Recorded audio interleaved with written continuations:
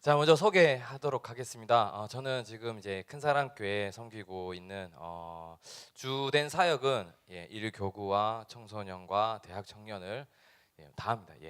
다 맡고 있는 김성주 목사라고 합니다. 잘 부탁드리겠습니다. 어, 어, 지금 현재 하고 있는 특별한 사역 중에 가장 큰 하나님 주신 응답이 아무래도 이 문화에 대한 사역인 것 같습니다. 그래서 개인적인 좀 소개를 드리자면 그림 평생 그림을 그렸다고 저는 생각을 합니다. 왜 그러냐? 어릴 때 요 나이 때부터 주부에 낙서하기 시작해서 낙서하기 시작해서 고등학교 때까지 낙서하기 시작해서 대학교 가서도 예배 시간에 낙서하기 시작해서 그 낙서하던 시간과 이제 그림 그렸던 시간들 이렇게 맞물려서 하나님이 주셨던 하나의 이제 미술과 그리고 이제 예술 계통의 좀 아이디어들을 많이 허락하셨던 것 같습니다. 청소년 시기는 방황을 좀 많이 했고요. 중학교 3년은 왕따도 심하게 당했었고 빵 셔틀, 뭐 라면 셔틀 이런 거 다 해봤어요. 다 했었고 그러다 너무 화가 나가지고 제 왕따 시키는 애 코뼈를 부러뜨린 적도 있었고 갖다 박으니까 키가 작으니까 코에 닿더라고요. 어쨌든 뭐 그런 시기들을 거치고 고등학교 올라가서는 가장 친한 친구가 그 학교 짱 먹는 애다 보니까 그때부터 이제 벗어나서 그리고 이제 주변의 친구들이 소년한 친구들이다 보니까 학교 끝나고 이제 이렇게 교문을 나가면 이렇게 주변에 기다리는 학교 안 다니는 시커먼 아이들이 있으니까 그때부터 안 건들더라고요. 그렇게 이제 시작하면서 술, 담배, 오토바이 그 혹시 비트라는 영화 혹시 아십니까? 거기에 나오는 정우성이 한 건 제가 다 했네요. 예, 그런 이제 정우성처럼 생기진 않았습니다, 그렇죠? 전혀 안 그렇게 생겼는데 그런 생활들을 했었던 것 같습니다. 그리고 일본 가서도 처음에는 교육자로서 목회자로서 하나님 주신 소명을 찾지 못해서 갔던 것이 애니메이션 학교였습니다. 그래서 아사가야 미술 전문학교라는 학교를 3년 동안 전공해서 수료했고요. 그 학교에 가장 유명한 사람이 나가이고라는 교수님이 계시는데 그분 시간 강사로 오셨던 분인데 그분이 마징가 Z를 그리신 분이에요. 그래서 이제 그런 이제 애니메이션 전공 학교에서 공부를 조금 했었고 그러다 보니까 일본 만화에 대한 그리고 일본 문화 그리고 지금 그것이 한국에 어떻게 적용되어 있는지에 대한 부분들을 많이 고민하게 됐고 또 청소년 사역들에 도움이 되었던 것 같습니다. 그래서 한 3년 정도 경기도에 있는 경기 청소년 전도신학원에서 아이들 한 30명 데리고 마루타 작업을 했죠. 문화가 먹힐까 안 먹힐까. 이제 그거 거기 결정판이 이제 만들어져서 여기까지 온 것 같습니다. 그 아이들은 불쌍하지만 여기 계신 분들은 참 감사한 일이 아닐까라는 생각을 조금 해봅니다. 네, 그러면 이제 프로젝트 프레젠테이션 보여주시면 되겠습니다. 넘겨주세요. 그대여라는 단어를 아이들에게 항상 이야기합니다. 요 프레젠테이션은 지금 이제 일반 경찰학교에 또 들어가고 있거든요. 그 경찰학교에 아이들을 대상으로 하는 이야기입니다. 왜 이 단어부터 쓰냐면 요즘 쓰는 아이들의 단어에 이런 고급진 단어가 없습니다. 그쵸? 앞에 제일 먼저 쉽게 달리는 게 개, 헐, 그쵸? 쩔, 뭐 이런 것들만 다 달리거든요. 그렇죠? 그런 많은 단어들 가운데 우리 어른들이 알고 있는 한국어의 굉장히 좋은 단어들 중에 하나가 이런 단어입니다. 근데 이 그대여 하면 아이들한테 질문해 보면 100이면 100 이런 이야기합니다. 임금이 신한테 하는 이야기 아닌가요? 라는 이야기입니다. 다음 장 넘겨주세요. 제가 넘기면 더 좋은데 어쨌든 안 되니까 사전에 보면 이렇게 나옵니다. 듣는 이가 친구나 아랫사람인 경우에 그 사람을 높여 이르는 2인칭 대명사를 그대여라 합니다. 그래서 친구들끼리 이렇게 이야기합니다. 너 여기 그대여라고 불러봐라고. 그러면은 절대 못하죠. 이 시대가 언어 자체가 공격적이고 굉장히 수준이 낮은 언어들로 이렇게 구조되어 있다 보니까 아이들과의 관계에서는 상처 줄려 해서 상처 주는 경우들도 있지만 이제 모든 언어의 시스템들이 상처 줄 수밖에 없는 언어의 시스템들로 가고 있다는 겁니다. 이런 부분들을 조금 설명드리고자 이야기하려 합니다. 그래서 혹시 시간이 되시면 뭐 업스케어 같은데 제일 크지 않습니까? 교보문고 가면 베스트셀러로 인문학 쪽에 쫙 나와 있는 모든 책들의 제목들을 한번 보십시오. 말그릇, 상처받지 않기 위한 대처하는 법, 함부로 대하는 사람에 대한 뭐 이런 것들, 그렇죠? 선긋기의 기술 이런 거의 모든 책들이 그런 식으로 다 이루어집니다. 그러니까 한국 사람들은 정서적으로 말에 대한 공격성 그리고 말에 대한 엄청난 파워를 가지고 있는 사람들이거든요. 그러다 보니까 이걸 가지고 공격을 하게 됩니다. 근데 왜 서론적으로 이런 이야기를 드리냐면 우리 교사와 부모들이 아이들을 키워올 때 쓰시는 언어들 가운데도 이러한 영향력들이 굉장히 강하다라는 겁니다. 그래서 사실은 집요하게 하나님의 말씀을 각인하고 그렇죠. 그리고 그 말씀이 아이들에게 전달될 수 있도록 하는 것이 치유 중에 치유요, 방법 중에 방법이 아닐까라는 먼저 결론을 내려놓고 이야기를 시작해 보겠습니다. 네, 넘겨주시면 되겠습니다. 계속 아이들이랑 다루는 내용들이 결국 이런 부분입니다. 스마트 시대의 문화에 대처하는 자세인데, 오늘은 교사분들이시지 않습니까? 그럼 교사분들이 스마트 시대에 대처하지 못하면 어떤 일들이 일어나느냐? 아이들과의 소통의 부재를 겪게 됩니다. 자, 여기서 이 페이지를 두고, 저 얼굴 안 나와도 됩니다. 이 페이지를 두고 조금 이야기를 먼저 한번 해보겠습니다. 저희는 복음주의 1세대라고 이야기를 합니다. 그렇죠? 특히 유목사님을 복음주의 1세대라 합니다. 이제 50년생, 70세 넘으신 분들, 그렇죠? 이분들은 뭐가 있냐면 복음에 대한 굉장한 간절함이 있어요. 그렇죠? 왜냐하면 너무 어려운 가운데, 극단적 한계 가운데, 해결할 수 없는 문제 가운데 그리스도를 만나다 보니까 이것밖에 없다는 게 굉장히 확실하게 가지고 계신 분들이죠. 그 다음 세대를 복음주의 2세대들이라고 합니다. 보통 40세 혹은 30세, 그리고 이제 한창 이렇게 이제 성공 궤도를 타고 있는, 열심히 살기 위한 노력과 뭔가 자기 힘들이 발휘될 수 있는 세대들이죠. 이 세대들이 어떤 영향을 받았냐면 새마을운동의 영향을 받은 세대들이에요. 그래서 I can do it, 할 수 있다. 책도 그런 책들 좋아해요. 목적이 있는 삶, 뭐 이런 거, 그런 것도 굉장히 좋아합니다. 그게 계속 베스트셀러의 연장이 되는 것도 시대적인 흐름과 연결이 돼 있죠. 이런 세대들의 특징은 간절함을 보고 자랐다 보니까 간절함이 있어요. 그러나 자기의 노력과 열심이 있다 보니까 바로 복음주의 3세대인 요 렘넌트 세대들에게 이 간절함을 전달하지 못합니다. 어떤 간절함요? 복음이 필요하다는 사실에 대한 간절함을 잘 전달을 못하는 것 같아요. 이게 지금 다락방뿐만 아니라 한국교회 전체의 형태고 흐름이라는 겁니다. 옥하는 목사님 너무 뜨거우셨는데 다음 세대가 다 말아먹었어요. 그렇죠? 이렇게 뭐 이렇게 또 인신공격 하면 안 되는데, 대부분 1세대들이 다 만들어 놓은 복음 운동이 지금 계속 흐지부지해져 가고 희미해져 가고 약해져 가는 이유가 바로 이 부분의 영향과 흐름 속에 있기 때문이라는 겁니다. 근데 진짜 이유는 어디 있냐면 다시 거슬러 올라가야 돼요. 복음주의 1세대들에게 있습니다. 자, 문화특강이니까 뭐 영화 하나를 이야기를 해봅시다. 국제시장이라는 영화 너무 재밌게 보셨죠? 마지막 장면 보니까 눈물 나지 않았나요? 이제 할아버지가 돼갖고 방에 문 딱 닫고 손자 밖에서 막 노래 부르고 있는데, 방에 들어갖고 아버지 힘들게 살았어요. 에이 우는 장면들이 나옵니다. 그렇죠? 그 장면 보면서 같이 막 터지죠. 그게 1세대들인 거예요. 6.25 전쟁과 많은 어려움들과 고난 가운데 뭔가를 회복하고 이루었던 사람들. 이 세대들이 간절함과 한과 눈물은 있는데 뭘 못하느냐? 전달력이 약해요. 왜냐하면 결핍된 상태에서 오래 살아왔기 때문에 전달력이 약하다는 겁니다. 이게 딴 데서 가면 오해됩니다. 교사분들이니까 제가 이해시켜 드리기 위해서 이야기하는 겁니다. 교사는 1세대와 2세대와 3세대의 이 시대의 흐름, 복음의 흐름 속에 있는 세대 간의 격차와 갈등들을 줄이는 사람이 되어야 됩니다. 이게 굉장히 중요합니다. 예수가 그리스도 너무 잘 알죠?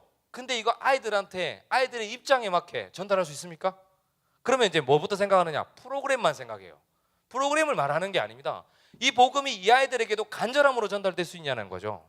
11월달 학원 복음화가 디도인데 고린도후서 8장 14절에서 26절에 보면 뭐가 나오죠? 디도에 대한 설명이 바울이 쫙 합니다. 간절하고 간절한 사람이라는 얘기가 끊임없이 나오죠. 그게 디도예요. 그 디도가 2세대거든요. 3세대가 디모데입니다. 그 세대들 간의 격차를 확 줄일 수 있는 복음에 대한 언어 순화가 필요하다는 겁니다. 그렇죠? 눈높이 교육 시대들은 하는데, 세상은 하는데, 우리는 이 아이들에게 뭘 합니까? 주문식으로 그리스도 삼직을 외우게 하고 있어요. 그렇죠? 야, 이거 해봐라. 기도 수첩을 뭔가 삶의 하나의 행위적인 틀을 가지고 하게 하고, 부모님들 뭐하죠? 애 막 좀 삐꾸짓하면 니 오늘 기도 수첩 했나? 이 봐라, 또 안 했다 아이가. 그렇죠? 그렇게 하니까 세대 간의 격차를 줄이지 못하고 복음 운동이 방해되는 거라는 겁니다. 그래서 교사들은 이 복음이 어떻게 다음 세대들에게 전달될 수 있을까를 굉장히 매일 항상 순간순간 고민하고 아이들에게 다가가는 거 굉장히 중요합니다. 저번 달 렘넌트 데이 서론의 유목사님이 렘넌트들을 대상으로 이런 이야기를 하셨죠. 렘넌트들은 한 가지 단점이 있다, 뭐요? 늙어보지 못한 것라는 이야기를 하셨어요. 오늘 렘넌트 데이 때 메시지에도 그런 굉장히 중요한 부분들을 이야기하시면서 렘넌트들에게 몇 가지를 찝어주셨어요. 그래서 렘넌트 데이 핵심 메시지만 싹 모아갖고 요약해서 1년치만 들어봐도 교사님들 굉장히 중요한 렘넌트의 시대 흐름 찾을 수 있지 않을까라는 확신을 해봅니다. 이제 이런 부분들 좀 가지고 다시 이야기로 들어가도록 하겠습니다. 지금 시대는 이제 소재 보시면 세계 청소년들의 가장 큰 고민, 통제불능, 컬처 쇼크.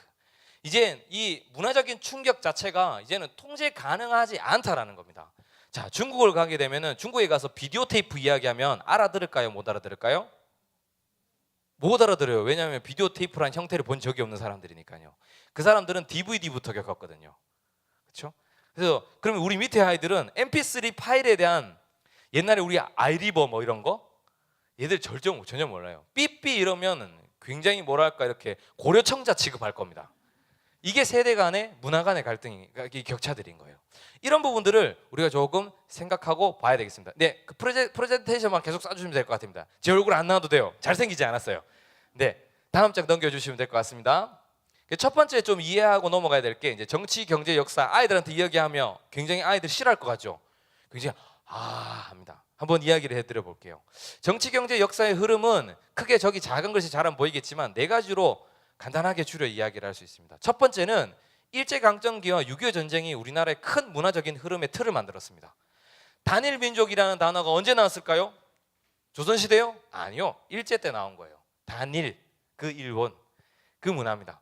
뭐 그 다음에 우리 여기 이제 울산이니까 사투리 많이 쓰시잖아요.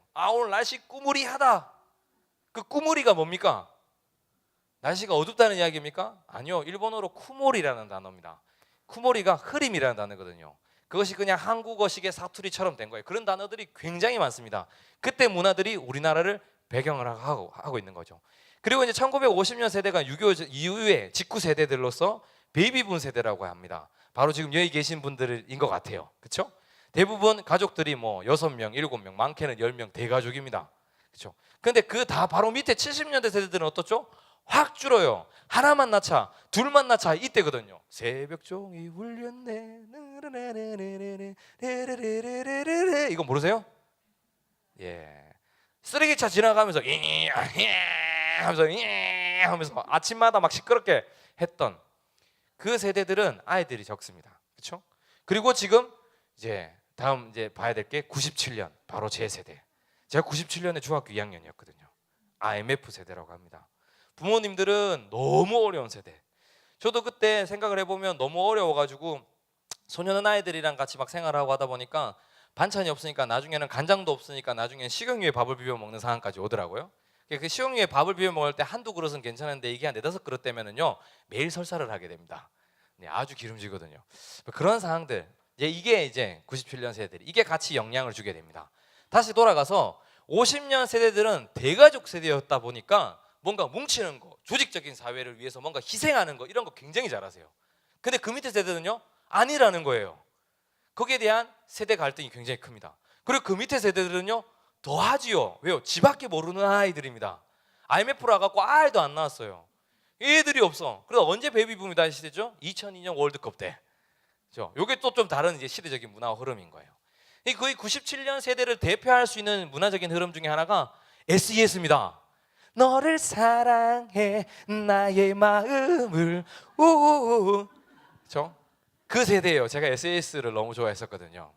그러면서 이제 H.O.T가 나왔고 이제 요 세대에 가장 선봉을 섰던 사람이 바로 서태지 아르데. 난 알아요. 이 밤이 흐르면 누군가가 이런 세대들이었죠.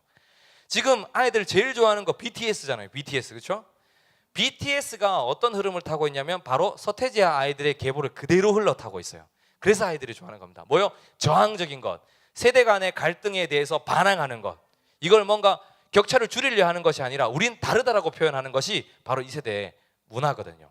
그래서 거기에 대한 공감, 거기에 대한 막 뮤직비디오도 계속 파괴적인 것들을 계속 끊임없이 등장합니다. 그러다 보니까 아이들은 여기에 대해서 위로받고 엄마 아빠랑 달라라는 이런 시선들을 가지게 되는 거죠. 사실 그래서 그런 97년 세대들도 지금 청소년 세대들과 같은 성향적인 게 있어요. 반항적인 거. 굉장히 반항적입니다. 그래서 그래서 요즘 애들은 좀 두려움이 많아가 정보가 너무 많다 보니까 뭔가 하면 안 되는 게 너무 많아서 덜 하는데 그 당시에는 두려울 게 없던 세대. 그래서 뭐 이렇게 막 폭파 이런 거, 집에 불 지르고 뭐 이런 거, 가스통 터트리고 이런 거, 저만 했나요? 그런가 봅니다. 그래서 뭐 경찰서 끌려가고 뭐 무릎 꿇고 반성문 쓰고, 아버지 끌려오시고 막 목사님이신데 그래서 죄송합니다. 그런 이제 상황들이 있었던 것 같아요. 이게 시대의 하나의 흐름이고 이것이 정치와 경제의 역사가 같이 다 맞물려 있다라는 겁니다. 근데 이게 어떻게 문화적인 영향을 줬냐면 이것이 결국은 어디로 하나에 연결되냐면 다음 장 넘겨주시면 될 것 같아요. 바로 이쪽으로 연결이 됩니다. 최상위 지식인층, 바로 세상의 서밋과 바로 연결되게 됩니다. 좀 전에 보여드렸던 그런 역사적인 흐름 안에 맹점이 하나가 뭐냐면은 창세기 3장과 6장과 11장에 갇혀 있다는 사실이죠. 나 중심이고 성공 중심이고 돈 중심이라는 겁니다. 그러다 보니까 어떻게 해갖고 거의 꼭대기까지는 거의 다 올라갔죠. 그다음 97년 넘어진 분들도 계시겠지만 어찌어찌 살아남아서 서바이벌 세계 속에서 살아남아서 꼭대기까지 올라간 겁니다. 근데 그 꼭대기까지 올라가는 동안 그분들이 이 서밋이 됐을 때 너희들이 해야 될 것에 대해서 공부했을까요? 안 했을까요? 가르쳐준 사람 없습니다. 대부분 자수성가 아닙니까? 그렇죠? 소 팔아서 쌀 한 가마니 팔아서 다 대박 치신 분들이잖아요. 그들의 자녀들이 대부분 엉망이죠. 뿐만 아니라 또 그렇게 해서 만들어진 사회 문제가 지금까지도 계속 문제화되고 있잖아요. 그게 정치와 경제적인 것에 영향 줍니다. 뭐 이화여대 사건, 뭐 최순실 사건, 다 이런 부분과 연결이 되어 있죠. 다시 이야기로 한번 돌아가게 하겠습니다. 렘넌트를 사이에 가시는 분들이기 때문에 렘넌트들에게 영향을 주는 것이 바로 이거다라는 생각을 하시고 좀 보시면 되겠는데, 작은 것이 제가 읽어드릴게요. 최상위 지식인층 하면 결국 사업가들이에요. 결국 물건을 팔아먹는 사람들이라는 겁니다. 나쁜 뜻은 아닙니다만은 상품을 판매하는 것은 기업에 굉장히 중요한 일이죠. 근데 하나의 만들어진 물건을 대중화할 때, 특히 개인이 취득하여 사용하게 될 때 발생하는 영향을 고려하지 않는다라는 겁니다. 잘 팔리면 돼요. 그래서 열심히 팔았어요. 그래서 어떻게 해요? 샴푸에서 계면활성제, 그렇죠? 가습기에서 독극물, 이런 여러 가지 요소들 때문에 뭐 아이가 죽어나가고 사람이 죽어나가는 일들이 있고 나서야 이슈가 돼서 뭐 고치려고 막 바꿔내려고 하는 겁니다. 그것을 다시 결과를 돌아가 보자면, 그런 사람이 사용하는 것에 대해서 크게 신경 쓰지 않고 욕구를 충족할 수 있는, 잘 팔릴 수 있는 상품들을 만들어 성공했다라는 겁니다. 그 중에 가장 대표적인 것이 아마도 휴대폰이 아닐까라는 생각을 해봅니다. 자, 이러다 보면 이 사람들이 잘 팔리게 하기 위해서 쓰는 전략이 딱 세 가지가 있습니다. 첫 번째는 상업적 비전을 끊임없이 공유합니다. 상업적 비전이 뭐냐? 이런 겁니다. 자, 여기 앉아 계신 분들은 요술공주 민키 세대들이잖아요. 그렇죠? 민키 보고 자라셨잖아요. 그 민키 보고 자라셨기 때문에 지금 여러분들이 가장 사랑하는 것이 뭐냐면 백이에요. 얼토당토 않는 소리, 말도 안 되는 소리 같습니까? 그 요술공주가 늘 들고 다녔던 그 백을 생각해 보세요. 그리고 요술봉을 들고 다니기에는 지금 나이가 너무 드니까 요술봉 대신 반짝이는 걸 갖고 다녀야 돼요. 이게 상업적 비전이라는 겁니다. 너무 어이없는 이야기 같아요. 그럼 좀 최근으로 한번 돌아보겠습니다. 태양의 후예라는 영화가 있어요. 드라마가 있었죠. You are my everything. 막 가슴을 휘휘 파시죠. 준기가, 그렇죠? 송중기가. 태양의 후예가 방영된 이후에 우리나라에 설 명절 문화가 바뀌었어요. 뭐냐? 그 전까지는 한우 세트, 그렇죠? 좀 싸도 치약 세트 이런 거였는데 이제는 어중간한 걸 선택하기 시작했어요. 뭐죠? 뭡니까? 홍삼 스틱이요. 태양의 후예에서 계속 먹잖아요. 그게 PPL이거든요. 그리고 두 번째, 태양의 후예 이후에 우리나라의 차의 이미지가 바뀌었습니다. 태양의 후예 전까지는 우리나라를 대표하는 차는 무조건 그랜저였어요. 근데 태양의 후예는 뭐죠? 제네시스로 바뀌었죠. 그렇죠. 그래서 남자들의 로망, 제네시스. 벤츠 BMW도 아니고 제네시스. 왜죠?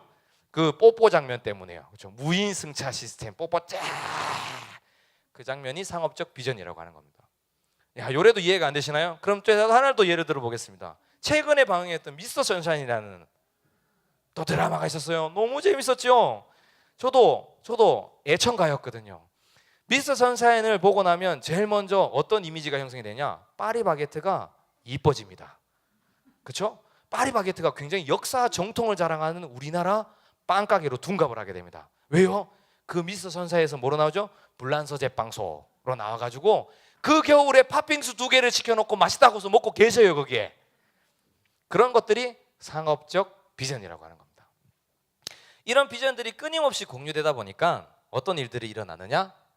고정 마인드가 세팅이 되기 시작합니다. 이거는 성경적이신 이야기 아닙니다. 심리학자들과 가정학자들이 공통적으로 이구동성으로 하고 있는 얘기예요. 이래서 인류 사회가 지금 망하고 있는 거라고 이야기하고 있는 이야기예요. 네. 이 고정 마인드 세팅이 뭐냐면은 상업적 비전이 이제는 어떻게 되냐면, 상업적 비전이잖아요. 물건을 사게 하기 위한 비전이 나의 인생의 비전이 되는 걸 고정 마인드 세팅이라고 합니다. 그 대표적인 것이 성경에 기록돼 있죠. 어디예요? 출애굽기예요. 모세가 새가 빠지게 개고생하고 있는 이스라엘 민족들을 끄집어 당겨냅니다. 10가지 기적 하나님이 이렇게 해갖고 쉐리마 해가지고 막 애들 나와라 해갖고 다 빼갖고 딱 홍해 오니까 얘들이 상업적 비전과 고정 마인드 세팅 때문에 뭐라고 먼저 이야기를 던집니까? 우리가 애굽에 매장지가 없어서 여기에서 죽을라 나왔냐라는 이야기를 하게 되죠. 그리고는 38년 동안 광야를 뱅글뱅글 돌면서 끊임없이 하고 있는 게 뭐죠? 불신앙이었던 거예요. 그렇죠? 하나님은 계속 매일마다 만나주시고 매일마다 먹을 거 충분하게 주시는데, 그러니까 하나님이 화가 나셔서 민수기서 11장에 보면 이런 이야기가 나옵니다. 메추라기 달라고 막 불평하거든요. 한 8km 정도, 1.5m 정도 되는 높이로 메추라기 떼를요 그냥 쉐리만 다 무뿔하고 탁 주십니다. 그렇죠? 그래 무뿔하고 주시는데 민수기 11장에 보면 이런 이야기 나와요. 뭐라고요? 이 사이에 끼기도 전에 진노가 임해서 다 죽여버려요. 그리고 그 장면에 장사하였다라는 이야기가 나옵니다. 이게 고정 마인드 세팅된 사람들의 특징들인 거예요. 끼들이 결국 가나안 들어갔습니까? 못 들어갔죠. 근데 이거를 우리 입장에서만 생각하지 마시고 렘넌트들이 이렇게 고정 마인드가 세팅이 되고 있다는 겁니다. 하나님을 믿지 않아요. 하나님이 필요 없어요. 뭐가 필요할까요? 상업적 비전이 공유된 뭔가 나의 새로운 비전들을 그것만 있으면 되는 겁니다. 그래서 엄마도 필요 없고 아빠도 필요 없고 친구도 필요 없고 오직 게임, 그렇죠? 오직 휴대폰, 오직 노래, 이쪽으로 방향이 맞춰지게 된다는 거예요. 조금 이해가 되십니까? 그리고 나면 이제 이것과 이제 같이 이제 맞물려지는 것들인데 계획적 노후화라는 게 있습니다. 이 계획적 노후화는 두 가지 컨셉으로 등장하게 됩니다. 먼저는 물건을 약하게 만들어 갖고 빨리 고장 나게 해서 더 살 수 있도록 만들겠죠. 사업하시는 분들은 그래야 됩니다. 그렇죠? 그래서 갤럭시라던가 LG 휴대폰들은 18개월 이상 못 써요. 욕 나오게 18개월 이상 못 써요. 18개월 좀 쓰면은 애가 18이 돼요. 그렇죠? 죄송합니다. 얘가 기기가 이상해진다고요. 그렇죠? 그게 이제 계획적 노후화. 저희 교회 이제 서정혜 전사님이라는 분이 계십니다. 결혼하신 지 한 30년 되신 것 같아요. 근데 그분이 이제 이런 이야기 하시더라고요.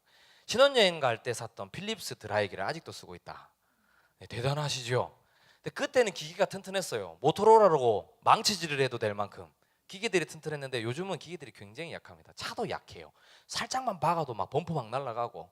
그렇죠? 이게 계획적 노후화라는 겁니다. 그리고 두 번째 계획적 노후화는 많이 사게 만드는 데 목적을 두고 있습니다. 필요 이상으로 사게 만들죠. 그래서 1+1 시스템, 이제는 2+1 시스템. 하나밖에 못 먹으면서 세 개를 사요. 그게 밀어난 건데 이런 것들이 이런 굉장히 최상위 지식인들을 통해서 아이들에게 끊임없이 전달되고 있다는 겁니다. 다음 장을 넘겨주세요. 그 부분들이 이제 아이들에게 특별히 이제 5가지 문화로 크게 작용을 하는데 그 첫 번째가 SNS입니다. SNS는 뭐죠? 정보가 공유되는 장입니다. 2주 전에 그 스타 골든벨 아시죠? 아이들 막 학교 찾아가지고 골든벨 울리고 하는데 요번에 2주 만에 오랜만에 5주 만에 골든벨을 탄 사람이 나왔어요. 아이가 그 평택이었던 것 같은데 무슨 고등학교인지 정확하게 생각 안 나요. 그 마지막 문제 질문이 뭐였냐면 답이 뭐였냐면 밈에 대한 거였어요. 혹시 밈에 대해서 아십니까? 문화와 밈과 미디어는 같이 갑니다. 미디어는 뭐죠? 대중매체, 전달 매체를 이야기합니다. 밈은 그 전달 매체를 타고 가서 그 문화가 그 상태들에게 그 삶에 형성되는 가치를 말해요. 이게 밈이라 하는데 이게 골든벨 마지막 문제였었어요. 굉장히 중요하다는 거죠. 그게 이제 변형이 되기도 하고 뭐 이제 진화론적으로 설명해요. 이 밈은 가면서 뭐 진화한대요. 그건 얼토당토하는 소리인데 문화가 발전하는 걸 따라가는 겁니다. 어쨌든 이 밈이라는 것도 아이들의 문화 형태의 흐름을 통해서 보실 때 교사들이 조금 생각해 보면 좋다라는 겁니다. 근데 이 밈이 어디를 통해서 가장 많이 세상적으로 얘기하면 이렇게 막 흐름을 타서 가느냐? SNS라는 겁니다. 자, SNS에 요즘 아이들 그 장래 희망 물어보면 1순위 뭔지 아십니까 혹시? 예? 그렇죠. 유튜브 크리에이터입니다. 이유가 뭔지 아세요? 돈을 많이 벌어서요. 창세기 3장, 6장, 11장을 두고 가는 겁니다. 어떻게 버느냐? 이 중에 뭐 이런 대도서관 같은 친구는 1년에 한 달에 3천만 원 정도 벌고 1년에 순수익이 한 18억 정도 넘는다죠. 엄청납니다. 이 유튜브 크리에이터들이 엄청나요. 이런 문화들이 이런 소셜인데 뭐 대도서관 같은 친구들은 좀 바르게 하고 뭐 욕설 안 쓰고 아이들에게 저해될 수 있는 요소를 최대한 빼려 하지만 결국 게임 이야기예요. 그렇죠? 그러면 이제 도티라는 친구가 있습니다. SNS에서 도티 검색해 보시면 초등학생 애들이 제일 좋아하는 아이입니다. 그 도티가 세바시라는 특강 프로그램에 나와갖고 이야기합니다. 우리가 이 도티라는 하나의 서버를 통해서 아이들에게 먹이고 있는 한 달에 시간의 양이 얼마인 줄 아십니까? 시청 시간이 얼마 줄 아세요? 맞추시는 분 제가 돼지밥 2개 사드릴게요. 한 달에 아이들에게 들어와갖고 시청하는 시간 720년이요. 720년이요. 본인이 나와서 셀바시에서 이야기한 거예요. 계산해서 추측 계산해 보니까 계산적으로 아이들이 막 중복적으로 막 틀어놓고 계속 보고 막 아이들이 올라가니까 720년이라는 시간을 한 달 만에 소비하는 겁니다. 우리는 랩너트 기껏 불러가지고 주일날 1시간 투자하는데 이 친구들은 한 달 내내 아이들을 도티라는 한 서버에 들어오게 해갖고 구독시켜가지고 방송을 계속 보게 해갖고 각인하는 걸 한 달에 720년을 하고 있다고요. 비교가 안 되는 겁니다. 그래서 최근에 유 목사님께서도 유튜버들을 부르시고 그리고 이게 굉장히 중요하다는 이야기를 하시고 그리고 이제는 단순한 전도 운동에서 넘어서서 전도의 장을 펼치는 전도의 시스템화 시킬 수 있는 운동들이 일어나야 된다고 하시는 부분이 바로 이 부분을 두고 이야기하는 겁니다. SNS의 세상은 우리가 아무리 복음을 이야기해도 이게 너무나도 강렬하게 다가오기 때문에 아이들에게는 이것이 더 당기게 될 수밖에 없는 겁니다. 아이 키워보시면 아시겠지만 욕 가르친 적 없는데 놀이터 한번 갔다 오면 기시끼 이러고 있잖아요. 그렇죠? 쇼시끼 이러고 있잖아요. 그렇죠? 어쩔 수 없어요. 이 안 좋은 것들을 흡수하는 능력이 굉장히 강한 겁니다. 근데 거기에는 또 2가지 특징이 있습니다. 사람은 2가지에 가장 본능적으로 굉장히 이렇게 순발력 있게 반응을 합니다. 뇌가요. 뭐에? 욕과 성적인 부분이에요. 이 본능이거든요. 그래서 욕하면 바로 이 쳐다보는 이게 굉장히 빠른 겁니다. 그리고 이제 성적인 부분에 반응을 합니다. 뭐 좀 이따 이제 음악적인 이야기를 하면서 그 이야기 하겠습니다만은 음악에는 그래서 바로 이 2가지가 가장 많이 감미돼 있죠. 또 이야기로 돌아가서 이 소셜의 특징은 정보가 필터링이 전혀 돼 있지 않은 상태라는 겁니다. 그러니까 아이들이 봐야 할 것, 보지 말아야 할 것 상관없이 막 쏟아져 들어오고 있는 거예요. 특히 최근에 독전이라는 영화가 있었습니다. 그 독전을 제가 보는데 3가지가 굉장히 눈에 거슬렸어요. 그게 15세 이상 관람가였거든요. 일단 첫 장면에서 약쟁이가 된 어떤 여성이 2 가슴을 다 드러냅니다. 15세 이상 관람가인데 그리고는 주인공 형사가 마약을 들이키는데 굉장히 리얼하게 하는 장면들이 막 나오고 그리고 이제 나중에 이게 막 총을 쏘는 장면들이 머리 막 터지고 이런 장면들이 굉장히 리얼하게 전혀 모자이크 처리됨 없이 등장을 합니다. 근데 15세 이 방통위가 미쳤어요. 예, 이 친구들을 위해서 기도해야 됩니다. 15세로 만든 이유는 딱 하나예요. 상업적인 부분 때문인 겁니다. 그러니까 아이들이 이런 부분들을 보면 마약이라든가 성적인 부분이라든가 폭력적인 부분에 대해서 영향 받을 거예요, 안 받을까요? 이게 굉장히 강하다는 겁니다. 근데 이 소셜을 통해서 이게 접근성이 너무 쉽다는 겁니다. 특히 텀블러라는 게 있습니다.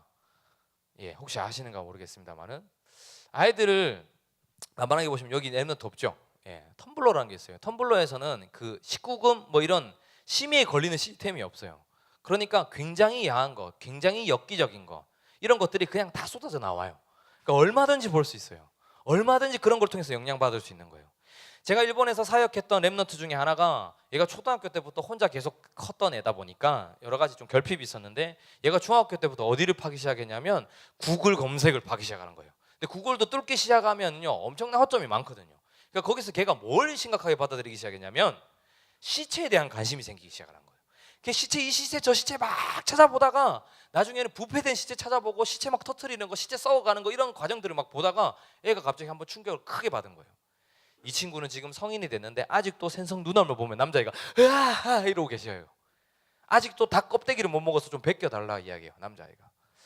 그런 어릴 때 많은 스스로 수용할 수 있는 범위를 넘어선 정보들 때문에 일어난 단편적인 예라는 겁니다. 넘어갈게요. 시간이 많지 않으니까 그냥 쭉쭉쭉 넘어가면서 이야기를 좀 하도록 하겠습니다. 다음 장 넘겨주시면 됩니다. 그 2번째 봐야 되는 게 이제 제 전공 애니메이션. 예, 애니메이션 하면 나중에 시간 있으면 한 2시간 정도 이런 부분을 갖고 좀 이야기를 좀 드릴 수 있으면 좋을 것 같은데 뭐 애니메이션 하면 가장 대표적인 건 원피스입니다. 근데 요즘 애들은 원피스 안 보지만 이 영향을 그대로 받고 있어요. 원피스의 가장 핵심적인 게 원피스 1기에 보면은 등장하는 노래예요. 노래에 보면 창세기 3장, 6장, 11장 사건들이 그대로 들어가 있어요. 이게 유해지 문화라는 건데 뭐 좀 넘어가서 간단하게 얘기 드리면 애니메이션은 왜곡된 사상과 신념을 각인하고 있습니다. 자, 이런 겁니다. 제가 애니메이션 전공이었다 했잖아요. 애니메이션이 재미있으려면 그것이 팔리려면 또 상업적 비전입니다. 팔리려면 어떤 요소를 가장 잘 넣을 때 애니메이션이 잘 팔릴까요? 표면적으로는 성적인 부분. 그래서 원피스에 보면 나오는 모든 여성 캐릭터는 D컵, F컵 출렁출렁 이런 것들, 거기에 막 눈이 막 현혹될 수 있게, 그리고 굉장히 폭력적인 것들을 재미있게 이런 것들을 합니다만은, 가장 그나마 내면적인 부분에 가장 중요한 애니메이션 요소는 신념을 자극하기 위해서 만드는 부분이다 보니까 신관이라는 세계관을 철저하게 만들어 놓습니다. 이게 굉장히 커요. 그래서 원피스는 세상과 살아가는 거에 굉장히 다른 세계관이 명확하게 있죠. 그렇죠? 지구가 몇 개가 막 겹쳐요. 그렇죠? 막 신들이랑 싸우기도 하고, 또 내려왔는데 또 더 큰 신이 있고, 막 장난 아닙니다. 나루토는 어쩌죠? 안에서 구미호가 막 나오는 그런 또 다른 신관들인 거예요. 그러니까 이런 또 다른 세계관들이 재미가 있는데, 이게 어떤 영향을 주냐면 성경적 세계관에 대한 영향에 굉장히 악영향을 준다라는 겁니다. 이런 저런 신 중에 예수님도 하나의 신처럼 보게 된다라는 거죠. 이런 왜곡된 사상과 신념들.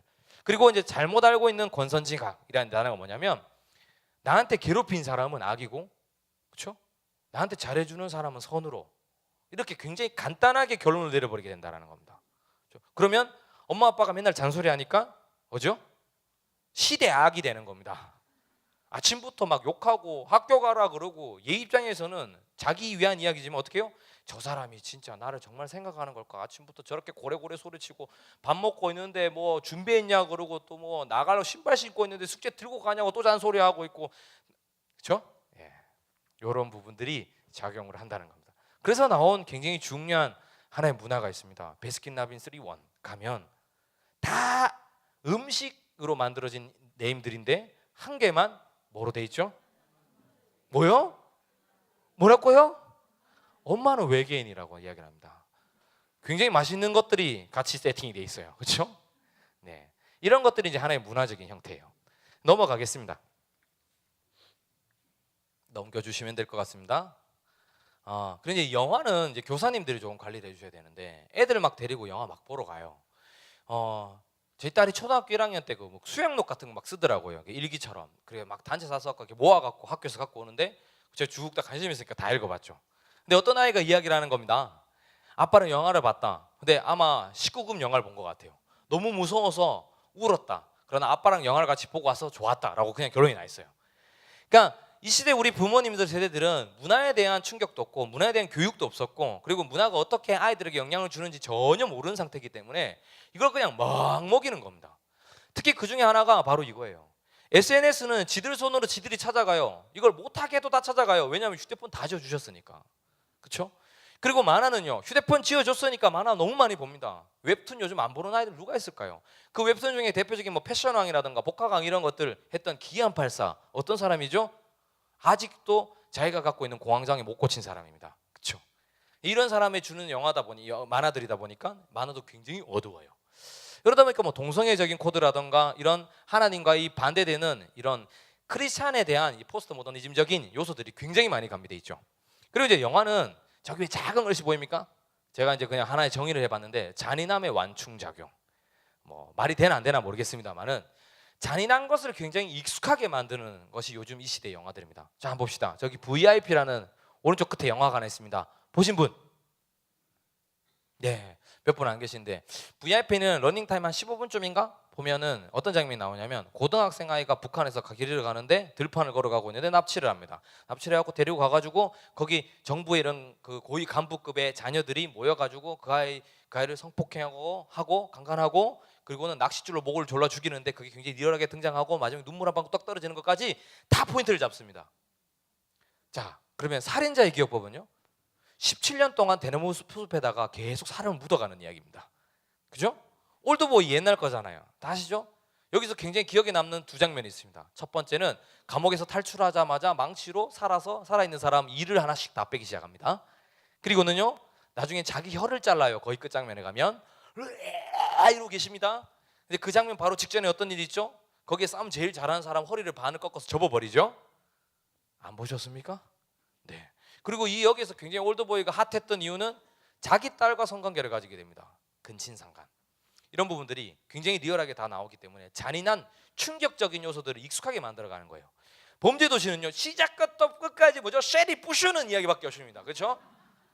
니네 알아 해갖고 그냥 다 때리 부셔요. 그냥 온통 부수고, 나중에는 또 부수고 끝날 때까지 부시는 이야기밖에 없는데, 와, 통쾌하다, 시원했다, 재밌었다 라는 이야기들을 하죠.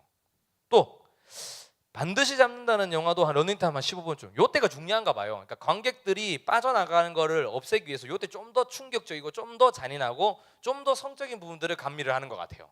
그 요 장면을 보면 뭡니까? 어떤 혼자 사는 여성의 집에 갔는데 냉장고 위에 문을 여니까 그 혼자 살던 여성의 머리가 툭툭툭 떨어지는 장면들이 막 나오죠. 뭐 그런 것들. 그리고 이제 저는 이제 그림을 그렸기 때문에 믿거나 말거나입니다. 근데 이제 그림을 그렸기 때문에 저는 이거를 거의 90% 맞다고 생각하는데 옆에 노란색 아이들 뭡니까? 누구죠? 미니언즈죠. 이 미니언즈 배급사 뭡니까? 배급사도 생각 안 하고 영화 보십니까? 이런 큰일 날 일이요. 배급사 굉장히 중요합니다. 배급사가 일루미나티라고 되어 있습니다. 네, 여러 가지 냄새가 나죠? 그러나 이 3단체에다가 포커스 맞추면 안 돼요. 이러면 세대주의 종말론으로 빠집니다. 그들은 그들대로 가는 거고 우리는 하나님의 계획 따라 가는 겁니다.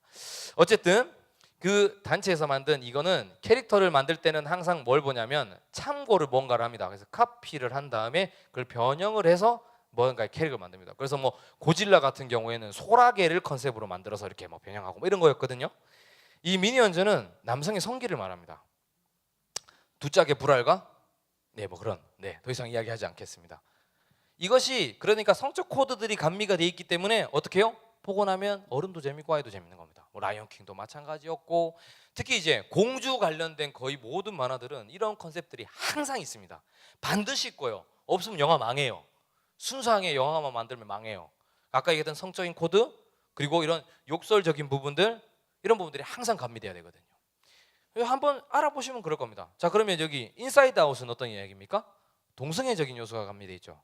그것을 알 수 있게 해주는 것이 엄마 뇌구조에 있는 모든 감각기관은 여성 캐릭터로 나오고 아빠 뇌 안에 있는 캐릭터들도 다 남성으로 나오는데 요 여자 아이에 있는 거는 남자도 있고 여자도 있고 남자인 건지 여자인 건지 모르는 애들도 있어요.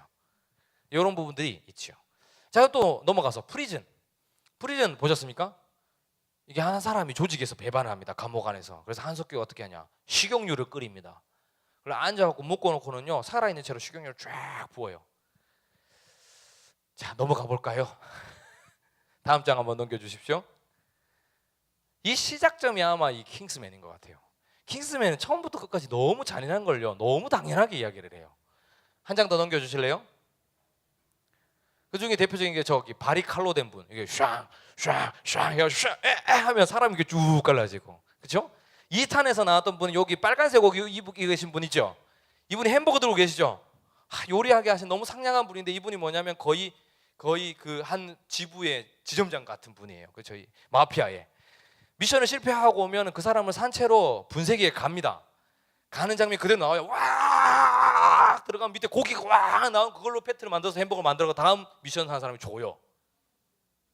이런 이야기들. 영화는 요즘 나오는 거의 영화들은 충격적이어야 재미있다고 생각을 합니다. 야해야 재미있다라고 생각을 해요. 정서적인 부분이 거의 없어요. 그러니까 이런 굉장히 강하고 전두엽을 자극할 수 있는 요소들이 있어야지만 재미있고 흥행을 하는 거예요. 그러다 보니까 영화의 방향들이 다 일로 가는데 이걸 우리 부모님들 어떻게 해요? 그냥 다 보여줘요. 그러니 이 아이들은 어떤 상태예요? 잔인한 것이 익숙해지는 겁니다. 자, 이야기를 다시 한번 정리해 볼게요. 까먹으실까 봐. 자, SNS를 통해서 잘못된 정보들을 계속 듣습니다. 그래서 엄마 아빠 이상하고 학교 이상하고 정치 경제 우리나라 뭔가 싸워야 될 것 같고 좀 있습니다만은, 그렇죠? 그리고 애니메이션을 통해서 새로운 자기만의 세계관을 구축합니다. 새로운 자기만의 신념이 있어요. 애니메이션 오타쿠들이 가장 복음받기 힘들어요. 왜냐면 신념이 너무 강해요. 일본에서 제가 8년 살았잖아요. 아키하바라 가면 있는 이러고 안경 끼고 계시는 분들이 있거든요. 한 달에 한 300만 원씩 벌어가지고 피규어 사는데 다 써버리고 한 50만 원으로 근근히 먹고 사는 분들이 계세요. 그러면서 이분들이 뭐 하느냐? 나중에 시간이 되면 제가 한번 참고 영상을 보여드리겠습니다만은 그 자기가 좋아하는 그 노래를 부르는 아이돌 앞에 갖고 예 이러고 계십니다. 거기에 온 인생을 다 투자하고 있어요. 나이 40세 50세 돼도 상관없이. 그것이 지금 이 시대 문화적인 부분, 이런 신념들이 자극되고 있고, 그리고는 잔인한 것에 대해서 익숙해지는 거예요. 자, 이런 아이가 굉장히 순하고 착하고 아무 행동도 할 수 없는 무기력한 아이면 차라리 나아요. 근데 얘가 만약에 공격성을 띠게 되면 어떻게 될까요? 정보가 비뚤어져 있죠. 자기만의 세계관이 있죠. 그리고는 잔인한 거에 익숙하기 때문에 잔인한 일을 일으키는 것도 쉬운 거예요. 얘가 공격성을 띠면 무슨 일이 일어날까요? 이게 무서운 거예요. 다음 거 보여주시면 되겠습니다. 공격성이 어디서 만들어지냐? 바로 여기서 만들어집니다. 게임은 무한의 반복입니다. 그렇죠? 끝이 없어요. 계속 돌아가고 있어요. 요즘은 오토맵이에요. 그렇죠? 오토플레이 해가지고 돌려놓으면 지 혼자 막 킹킹킹킹킹킹킹킹 양막 이러고 계세요. 그런 거거든요. 전혀 지금 감흥이 없으신데 랩너트들은 이런 게 하면 엄청 좋아하는데 아마도 거의 문화에 대한 감각이 굉장히 둔하시지 않을까라는 굉장히 우려되는 사항들을 조금 던져봅니다. 제 문화특강을 지금 이제 전국적으로 몇 군데를 갔는데 이야기하시더라고요. 전혀 몰랐다라는 이야기들을 많이 하세요. 문화를 모르면 랩넌트를 사역할 수 없어요. 왜냐하면 이 아이들이랑 얘들이 문을 열려면 동질감이 있어야 돼요. 그래서 여러분들 지금부터 PC방을 가시기 바랍니다. 지금부터 배틀그라운드를 시작하세요.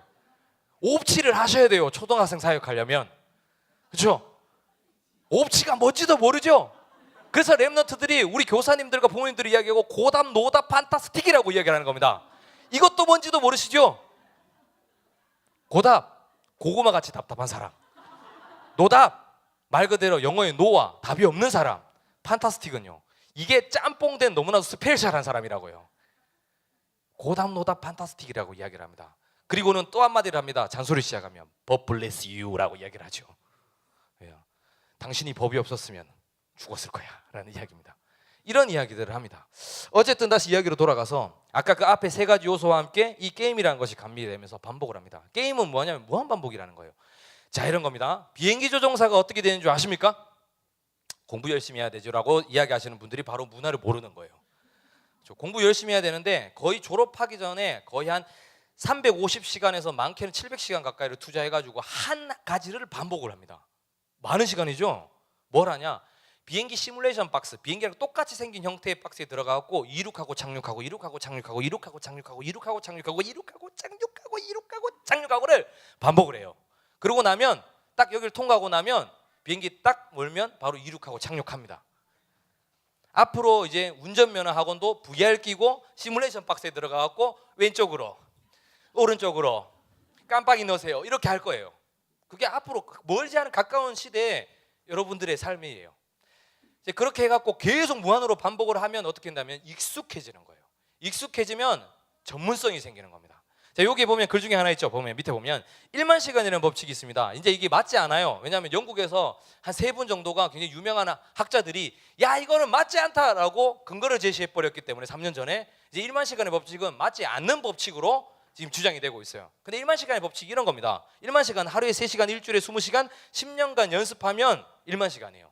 이거 하면 뭐 된다고요? 1만 시간 원래 법칙이 전문인이 될 수 있다는 거예요. 발레리나가 그랬고 김연아가 그랬고 뭐 이런 이야기들 막 예를 들잖아요. 그러니까 1만 시간만 반복하게 되면은 뭔가 하나의 도가 트는데 자, 우리 아이들 하루에 3시간 이상 게임 하시죠. 그렇죠? 일주일에 20시간 기본합니다. 그리고는요 방학 때는요 집중으로 몰입으로 일심 전심 지속하여 저 엄마 아빠 용돈을 다 끌고 들어가 갖고 게임합니다. 그래서 우리 랩런트들이 교회 행사하는 건 전혀 관심이 없는데 상품권 준다 하면 달라드는 겁니다. 그렇죠? 상품권에 목숨을 걸어요. 왜? PC방 가서 아이템 사야 되거든요. 그런 겁니다. 자, 다시 한번 이야기 돌아가 볼게요. 이걸 근거할 수 있는 걸 하는 이야기를 드려보겠습니다. 배틀그라운드가 모바일 버전으로 나오면서 엄청 떴어요. 지금 다시 좀 침체기에 있는데 이 게임이 만들어지는데 3년 정도간의 시간을 거치면서 10억 가까이 되는 돈을 투자했던 뭐 이 이야기가 있어요. 그러니까 어디에 투자했을까요? 3년 동안 개발자가 10억을 이 게임 만들 때 어디에 투자했을까요? 뭐 게임의 뭐 이렇게 레이아웃, 옷에 대한 패션 디자인 이런 거? 아니요. 탄도학을 3년 동안 연구했어요. 그래서 이 배틀그라운드 게임은 그래픽은 오버워치나 이런 것보다 좀 떨어져요, 사실은. 근데 이 배틀그라운드는 뭐 어때 게임을 하냐면 총을 쏘는 총 자루가 한 38정에서 42정 정도 나오거든요. 그러니까 세계에 있는 거의 모든 총을 다 만져볼 수 있어요, 나중에는. 그리고는 실상생활에서 하기 때문에 오토바이도 타다가 차도 타다가 그래요. 그래서 여기 배틀그라운드에 심각하게 빠져있는 아이들 특징, 배틀그라운드 하는 사람들은 뭐가 있느냐? 아이들한테 뭔가 고급진 헤드셋, 30만 원짜리 이상의 헤드셋이 있다면 얘는 배그모에 빠져 있는 거예요. 배틀그라운드 빠져 있는 거예요. 왜 그러냐면 심각한 아이가 제 옆에 하나 있거든요. 그 아이가 길 가면 어떻게 하냐? 이러고 해요. 걔가 틱이 있냐? 아니요. 배틀그라운드를 하면은 소리를 잘 들어야 돼요. 뭐냐? 길 가다가 차가 지나가는 소리를 잘 들어야 돼요. 그러니까 차가 지나가면 일상생활에서도 차가 지나는 걸 움찔움찔 하는 거예요. 왜요? 이미 1만 시간 넘게 게임을 하고 있으니까요. 중독 상태를 넘어서니까요.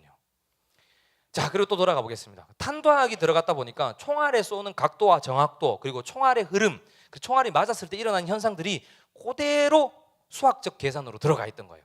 그러니까 아이들이 헤드샷을 딱 해가지고 멀리 있는 들판 저편에 헤이 기어가고 있는 사람을 총을 팍 쏴고 총알이 슉 날아가가지고 대부분 어디 맞는 줄 아세요? 팔에 아야 하고 맞는 게 아니에요. 머리가 팍 터지면서 쓰러져요. 그때 아이들이 어떤 느낌을 느낄까요? 너무 잔인해. 어떻게 사람을 죽이지? 아니요. 쾌감을 느껴요. 왜요? 실제 총을 쏘는 듯한 느낌과 사람을 죽이는 것에 대한 쾌감을 딱 느끼게 되는 거예요. 다시 이야기로 돌아가 봅시다. 잘못된 정보와 잘못된 신념과 잔인한 것을 익숙하게 한 상태의 아이들이 뭔가를 반복하고 있어요. 뭐요? 공격성이요. 자, 이런 이야기가 또 하나가 속설이 있어요. 북한에서 전 대통령님 계실 때 우리나라가 어수선했잖아요.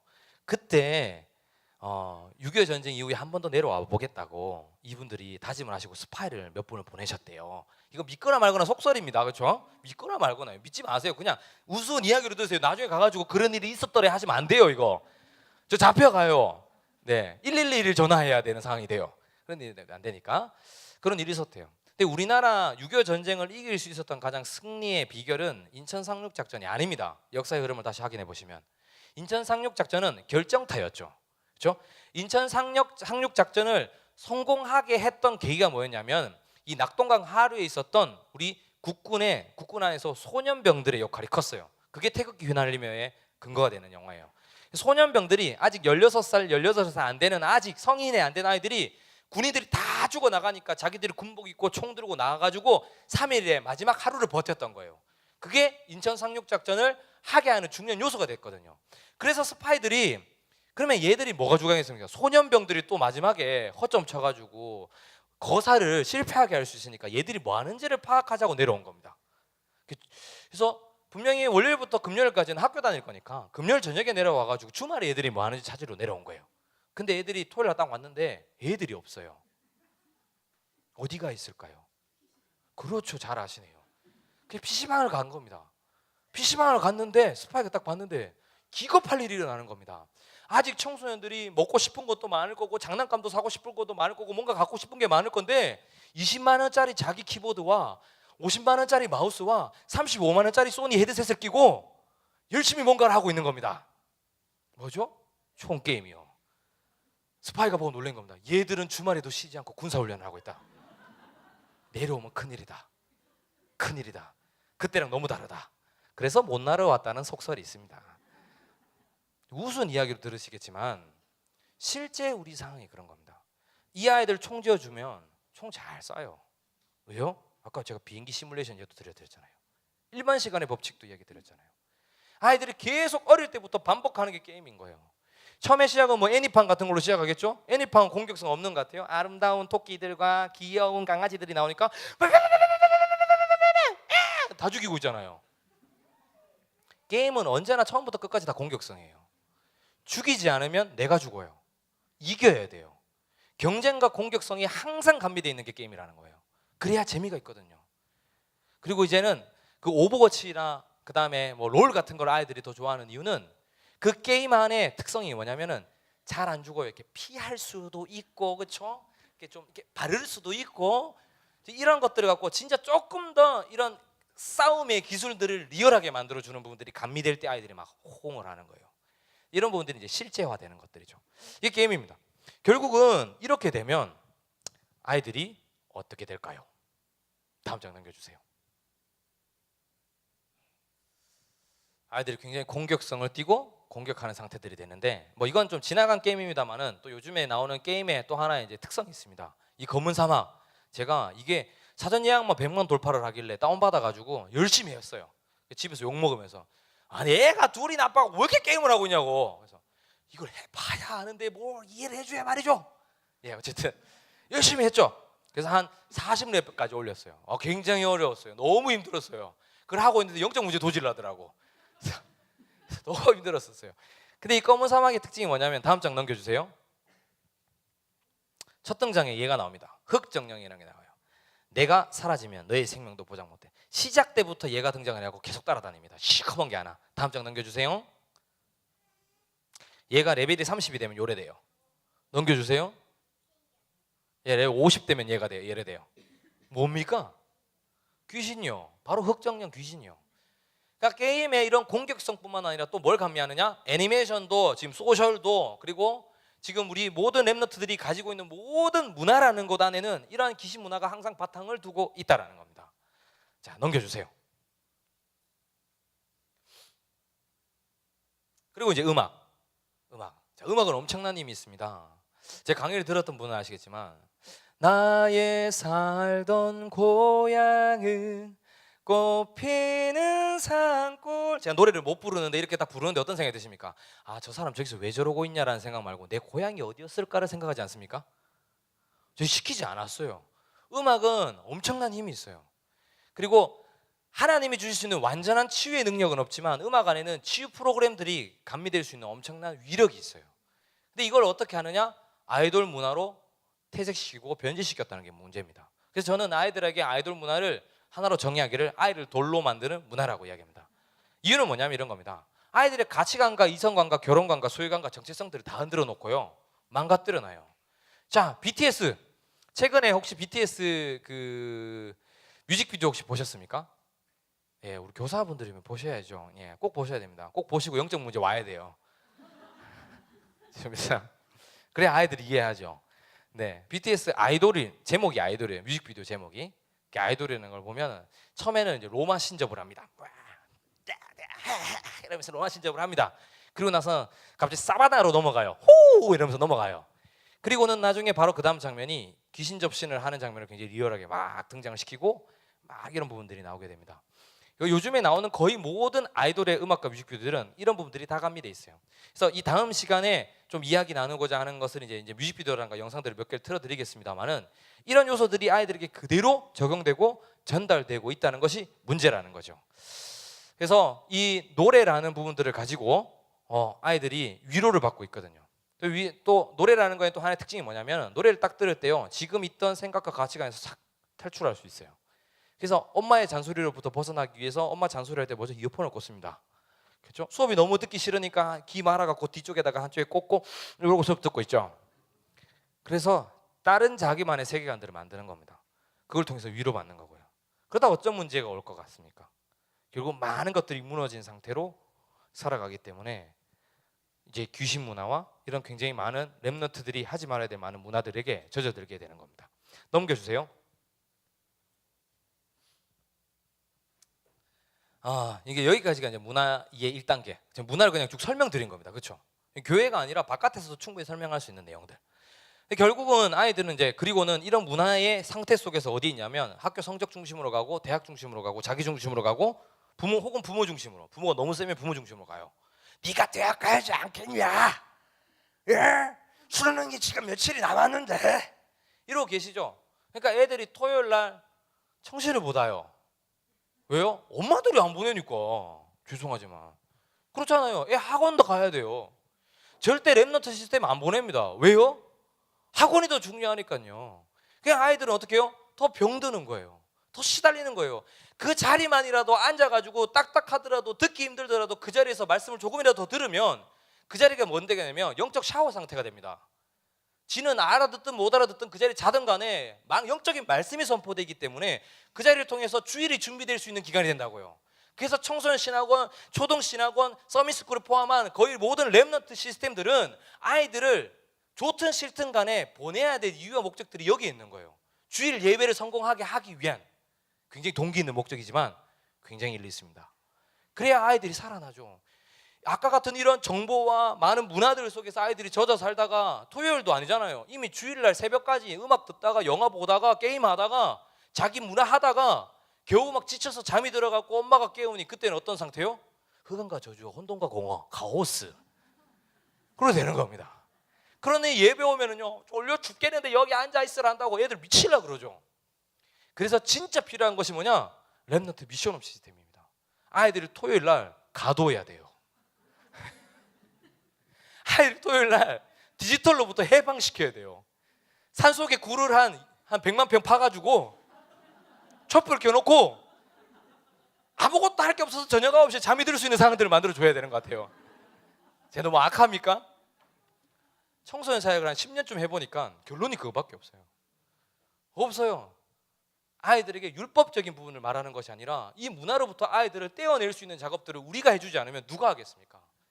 이 간절함이 있어야 되는 것이 굉장히 중요하지 않을까라는 생각을 해봅니다. 결국은 이런 중심으로 가고요. 다음 장 넘겨주세요. 고정 마인드 세팅과 성장 마인드 세팅 뭐 이런 부분들은 이런 책이 또 있습니다. 이거는 일반인들이 보는 책. 넘겨주세요. 그리고 이제 주관성과 객관성, 현실과 상황이라는 부분은 이제 우리 부모와 관계 소통에 대한 부분들을 조금 이해할 수 있는 책입니다. 뭐 이거는 전혀 교회랑 관련 없습니다. 교회 관련, 그러니까 저희 렘넌트들과 관련된 서적을 원하시면 제가 한 방에 한 30권 보내드릴 수 있어요. 네, 그거는 제가 나중에 공유하도록 하고요. 이거는 세상을 살아가는 렘넌트들을 이해하는 관점에서 굉장히 도움이 됩니다. 저는 사마의를 통해서 굉장히 배운 게 뭐냐면 다니엘을 봤어요. 사마의가 가장 대표하는 4가지 사상이 있습니다. 온, 준, 인, 한이라는 게 있어요.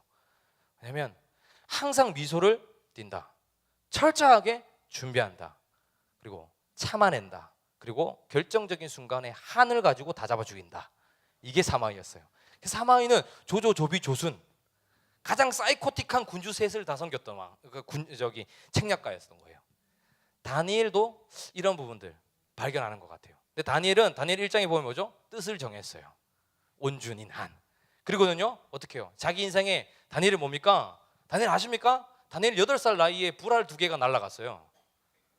예, 부모님 들으니까 고자가 됐다고요. 황간장이라는 이야기가 나오는 것은 고자를 말합니다. 그렇죠? 8살 나이에 자기의 남자로서의 인생이 끝난 겁니다. 그리고 부모는 다 죽었고 포로로 끌려온 상태에서 얘가 한을 가졌다면 얼마나 강하게 가졌을까요? 얼마나 간절했을까요? 그리고는 하나님 앞에 뜻을 정하고 기도하기 시작했습니다. 그리고 16절부터 22절까지는 어떤 이야기가 나오죠? 하나님께서 다니엘과 세 친구들에게 모든 학문과 서적을 이해할 수 있게 하셨어요. 그리고는요, 20절과 21절에 보면 뭐라고 나옵니까? 전국에 있는 모든 술객과 박수무당들보다 10배나 뛰어나게 하셔버렸어요. 이게 렘넌트들이 가져가야 되는 영적 시스템이라는 겁니다. 뭐 이런 부분들을 조금 이해할 수 있는 내용이 됩니다. 넘겨주세요. 그래서 여기까지가 문화를 이해할 수 있도록 하는 거. 그래서 소위 좀 간단하게 줄인다면 지피지기 백전불태. 적을 알고 나를 알면 이길 수 있는 겁니다. 이런 부분들을 이해할 수 있고요. 다음 장 넘겨주세요. 그 다음에 이제 좀 이해시켜 드린 것이 문화 중독 점검 분석인데, 이건 다음 시간에 바로 달아서 영상을 몇 개를 보여드리면서 설명드릴게요. 넘어가도록 하고요. 그리고 세 번째가 이제 문화의 대처법들을 알아야 되는 겁니다. 그러니까 무조건 하지 말라고 하면 하지 않을까요? 우리도 안 그랬잖아요. 네, 그럴 수는 없습니다. 대처법이 필요한 겁니다. 그리고 넘겨주세요. 그리고는 이제 애들이 방향을 어디로 틀어야 되냐? 학원 보고마로 방향을 틀어야 되는 겁니다. 생명운동이 자기 삶에 일어나는 거는 영접이 중요하고 교회에 데려오는 게 중요한 게 아니라요, 이 아이들의 삶에 하나님이 역사하시는 걸 체험하게 해주는 역할을 하는 거예요. 아, 하나님 진짜 살아계시는구나, 한 번만 체험하면 돼요. 오늘 렘넌트 데이 때도 유 목사님께서 설명하시기를 아이들이 전도를 체험해야 된다. 렘넌트들이 일생에 많이도 필요 없고 한 번이면 좀 된다 라는 이야기까지 강조하셨어요. 왜요? 생명운동이 아니라 하나님의 역사를 체험하게 해주는 장이 필요하다는 겁니다. 그래서 학원 보고마가 너무 중요해요. 학교를 마루타 실험센터로 보내세요. 이렇게도 전도 지켜보고 이렇게도 전도운동, 이렇게도 말씀운동 할 수 있도록 아이들을 보내다 보면 그 가운데 하나님의 역사들을 체험할 수 있지 않을까요? 이런 부분들입니다. 네, 여기서 접도록 하고요. 여기까지가 이제 문화를 이해하는 관점에서 조금 여러분들에게 빠르게 훑어드린 겁니다. 근데 벌써 1시간이 지났어요. 그렇죠? 예, 원래 이게 어느냐 2시간짜리 강의거든요. 네, 시간을 1시간 반 주셨고, 그래서 이 부분들을 조금 짧게 정리해드리고 이야기를 마무리 지은 겁니다. 그리고 이제 다음 그 영상을 좀 보면서 해야 될 부분들이 있는데, 이분들 영상을 다 보면 또 시간이 너무 오버될 것 같은데 그러면 안 되잖아요. 그렇죠? 그러면은 죄송하지만 제가 말을 좀 틀어서 칠판을 좀 부탁을 드리고 영상은 제가 나중에 공유를 해드리는 쪽으로 할게요. 영상 보통 하나도 보면 뭐 5분 6분 하니까 시간 요것도 좀 많이 잡아 먹을 것 같아요. 예. 물 한 모금만 마시겠습니다.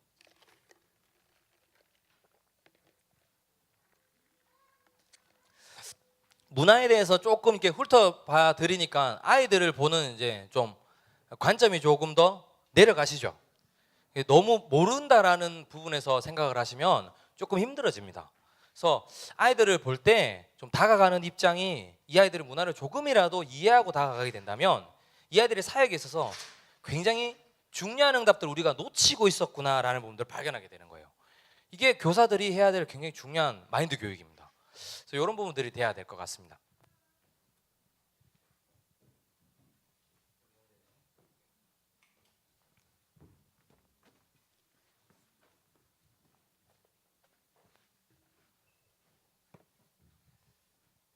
크게 오늘 제가 한 4가지 정도를 설명을 드리고 딱 30분 안에 끝내도록 하겠습니다.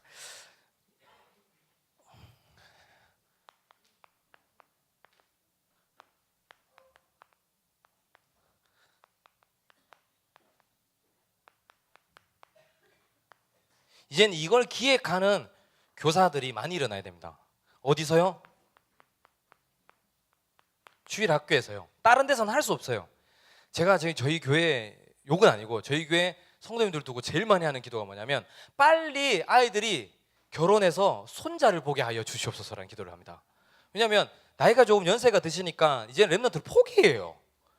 근데 교회 보면은 빨리 시집 가가지고 애가 있는 이제 분은 이제 손녀를 보면서 아이를 품으면서 랩런트 운동에 이렇게 같이 가담하시더라고요. 함께 하시더라고요. 그래서 저는 랩런트를 깨닫지 못한다면 빨리 손자를 보게 하여 주시옵소서라는 기도를 하는 편입니다. 랩런트를 좀 알아야 됩니다. 랩런트를 모른다는 것은 이런 겁니다. 서론적으로 이런 부분을 좀 설명드리자면 우리 다락방 운동은 뭡니까? RUTC 운동입니다. 그죠? 오죽하면 제1 RUTC, 제2 RUTC, 제3 RUTC, RUTC라는 단어가 빠지지 않고 RUTC 합니다. 근데 제가 어른들이랑 가끔 싸우면서 이런 이야기를 합니다. 랩런트를 너무 관심이 없으면 다락방 나가시라고 라는 이야기도 과감하게 하는 편입니다. 왜냐? 이 알자가 뭐죠? 랩런트입니다. 그렇죠? 랩런트 공동체를 통해서 뭘 하려고 하는 겁니까? 하나님이 주신 이 언약이 예수님 재림하시는 그날까지 전달되도록 하려는 거예요. 어떻게 해요? 정확하게 전달하려고 하는 겁니다. 그렇죠? 절대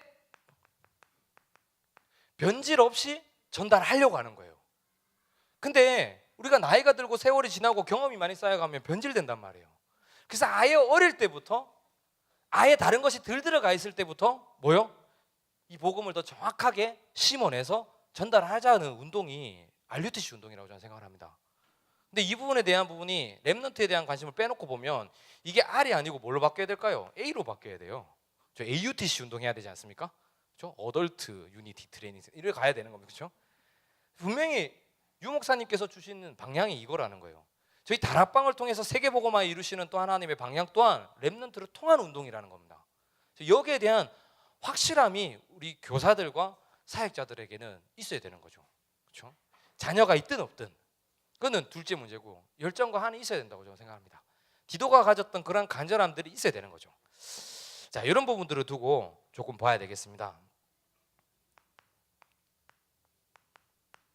문화에는 핵심 가치가 있습니다. 어떤 핵심 가치가 있냐면요, 바로 이 애착 관계라는 것이 있어요. 애착 관계가 뭐냐? 가정심리학에서 이 애착 관계는 자녀의 앞으로의 자존감도 관련이 있고 앞으로 꾸는 꿈도 관련이 있고 세상을 살아가는 사회성이라도 관련이 있다고 이야기합니다. 근데 영적인 부분에 있어서 우리는 영적 불안정 애착 상태로 태어났습니다. 뭐죠? 하나님 떠난 상태. 이게 문화에서 제일 먼저 찝어야 되는 이야기입니다. 아이들이 왜 중독되느냐? 아이들이 왜 저거를 할 수밖에 없게 되느냐? 하지 말라 하는데 하지 말라는 것만 더 찾아다니면서 아이들이 방황을 하게 되느냐? 문제가 일어나게 되느냐? 영적 불안정 애착 상태에 있으니까 뭔가 충족할 다른 거리들을 찾아야 되는 겁니다. 하나님으로 만족이 되지 않는 상태라는 거죠. 이게 문화를 이해하는 시작입니다. 그래서 어떤 일들이 일어나느냐? 이 불안정 애착 상태에 있다 보니까 아이들은 영적인 인정 욕구가 발동을 걸리게 됩니다. 정서적으로도 그렇고 그리고 육신적으로도 그렇죠. 이 인정 욕구가 공부 쪽으로 발달한 아이들은 잘해서 서울대 갑니다. 근데 시달려요. 그죠? 근데 이 인정 욕구가 부모한테서 형성이 안 된 아이들은 바깥의 친구들 통해서 만들다 보니까 어떻게 해요? 더 많이 방황하고 타락하게 돼요. 저 같은 경우엔 그랬어요. 아버지한테 안 만들어지니까 밖에 소년원 친구들이랑 이제 만들어 간 거죠. 그래서 이렇게 삥 뜯고 애들 때리고 오토바이 타고 다니고 중학교 1학년 때부터 술 담배 다 하고, 그래서 지금 제가 대학교 다닐 때는 담배를 하루에 한 5갑 정도를 피니까 지금도 제가 이제 신체 검사 그 건강 검진 받으면 폐가 딱 뭐 나오냐, 금연 유지 위중 딱 나와요. 폐가 여기 아래가 새카매요. 없어요. 엑스레이를 찍으면 위에도 구멍이 2개나 있어요. 왜냐? 때문에. 그래서 인정 욕구가 바깥으로 나가게 됩니다. 왜 먹는지도 모르고 왜 하는지도 모르고 그냥 멋지고 좋아.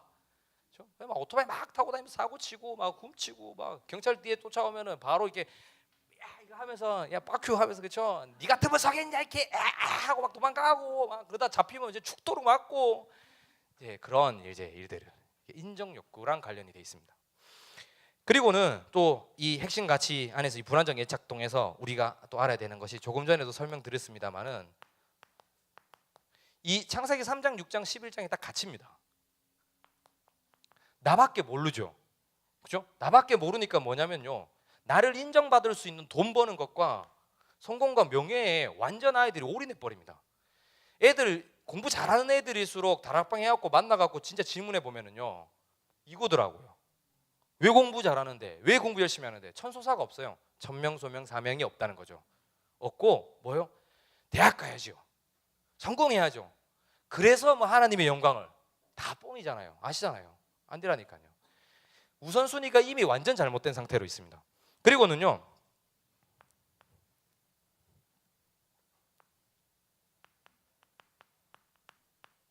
이 사도행전 13장, 16장, 19장의 결과들을 남기는데 딱 이런 겁니다. 저번 주 서밋스쿨에 저희 딸도 같이 포함되어 있었어요. 그러니까 시컨 욕을 할 수 있죠. 저희 딸도 포함되어 있었어요. 아이들이 조금 일찍 모인 아이들이 한 6, 7명이 서밋스쿨에 아이들이 있었어요. 그리고 아이들이 게임을 하더라고요. 무슨 게임을 하느냐, 무궁꽃이 피었습니다의 변형형이에요. 그러니까 앞에 술래가 있어요. 근데 그 술래를 부르기를 뭐라 하냐면 개무라라고 불러요. 개무라 개무라 지금 몇 시니? 이러고 있더라고요. 그러니까 괴물이 탁 돌아서 가지고 술래가 3시 이러면 하나 둘 셋 뭐야, 예. 하나 둘 셋 하면서 가는 거예요. 지금 몇 시니? 4시 하나 둘 셋 가까이 가는 겁니다. 이만큼 가까이 가고 술래 근처에 오면 이제 괴물이 뭐라고 얘기할까요? 괴물아 괴물아 지금 몇 시니? 점심시간 하면서 애들 잡아먹으러 가더라고요. 웃기지죠? 귀신 문화예요. 그렇죠? 또 이야기를 들어보겠습니다. 신비 아파트라고 혹시 아십니까? 초등학생 부모를 둔 사람이라면 다 알 겁니다. 초등학교 4학년 이후에는 이거 안 해요, 시시에서. 근데 4학년 이하로는 아직 신비 아파트를 떼야 돼요. 이 신비 아파트를 나중에 보시면 신비 아파트에 나오는 귀신은 굉장히 무서워요. 이것도 영상 같은 몇 개 준비했는데 지금 볼 시간은 없고 나중에 한번 유튜브에서 신비 아파트라고 검색만 하시면 돼요. 나오면 거기에 나오는 것들이 귀신이 굉장히 잔인하고 굉장히 섬뜩할 만한 귀신들이 나와가지고 이야기를 해요. 근데 이게 모바일 게임으로 나왔네요. 신비 아파트 무슨 고스트볼인가 나왔어요. 그 휴대폰을 들고 가면 증강현실, 포켓몬고 아시죠? 그처럼 이게 화면이 우리 지금 있는 보이는 겁니다. 그 보다가 친구들까지 놀이터에서 놀고 학교에서 놀고 이러면서 막 보는 겁니다. 그러면 으아 들켰다 뭐 이러면 막 나와요. 그 막 여기 빨간 거 뜨면 그 쭉 가보면 귀신이 이러고 있어요. 그러니까 막 낮은 때는 신발에 귀신 붙었다, 네 머리에 귀신 붙었다 막 이러고 애들 놀아요. 이게 신비 아파트. 귀신 문화. 그렇죠? 사도행전 13장에 어떤 이야기가 나옵니까? 귀신 접신한 여성에 의해 가지고 한 지역이 다 장악을 당하고 있습니다. 그걸 바울 전도팀이 가가지고 깨뜨린 거였어요. 근데 우리가 어떠한 부분에서 잘못하면 우리는 창세기 3장, 6장, 11장에 갇혀 있는데 애들은 여기에 둔다니까요. 그렇죠? 제가 이번에도 랩너트들한테 이런 이야기를 했었는데요. 야, 너희들은 여기도 못 가겠다. 복음이 아니라 아니 여기도 못 가겠다. 성공 서밋 아니, 내가 볼 때는 우리 증조 할아버지 할머니들이 했던 구닥다리 귀신 문화에 사로잡혀 갖고 니들이 평생 그 운명의 굴레에 사로잡혀서 사주팔자 끼고 살 것 같다. 그 애들이 충격받아요. 근데 지금 문화가 그렇다니까요. 또 뭐가 있습니까? 할로윈.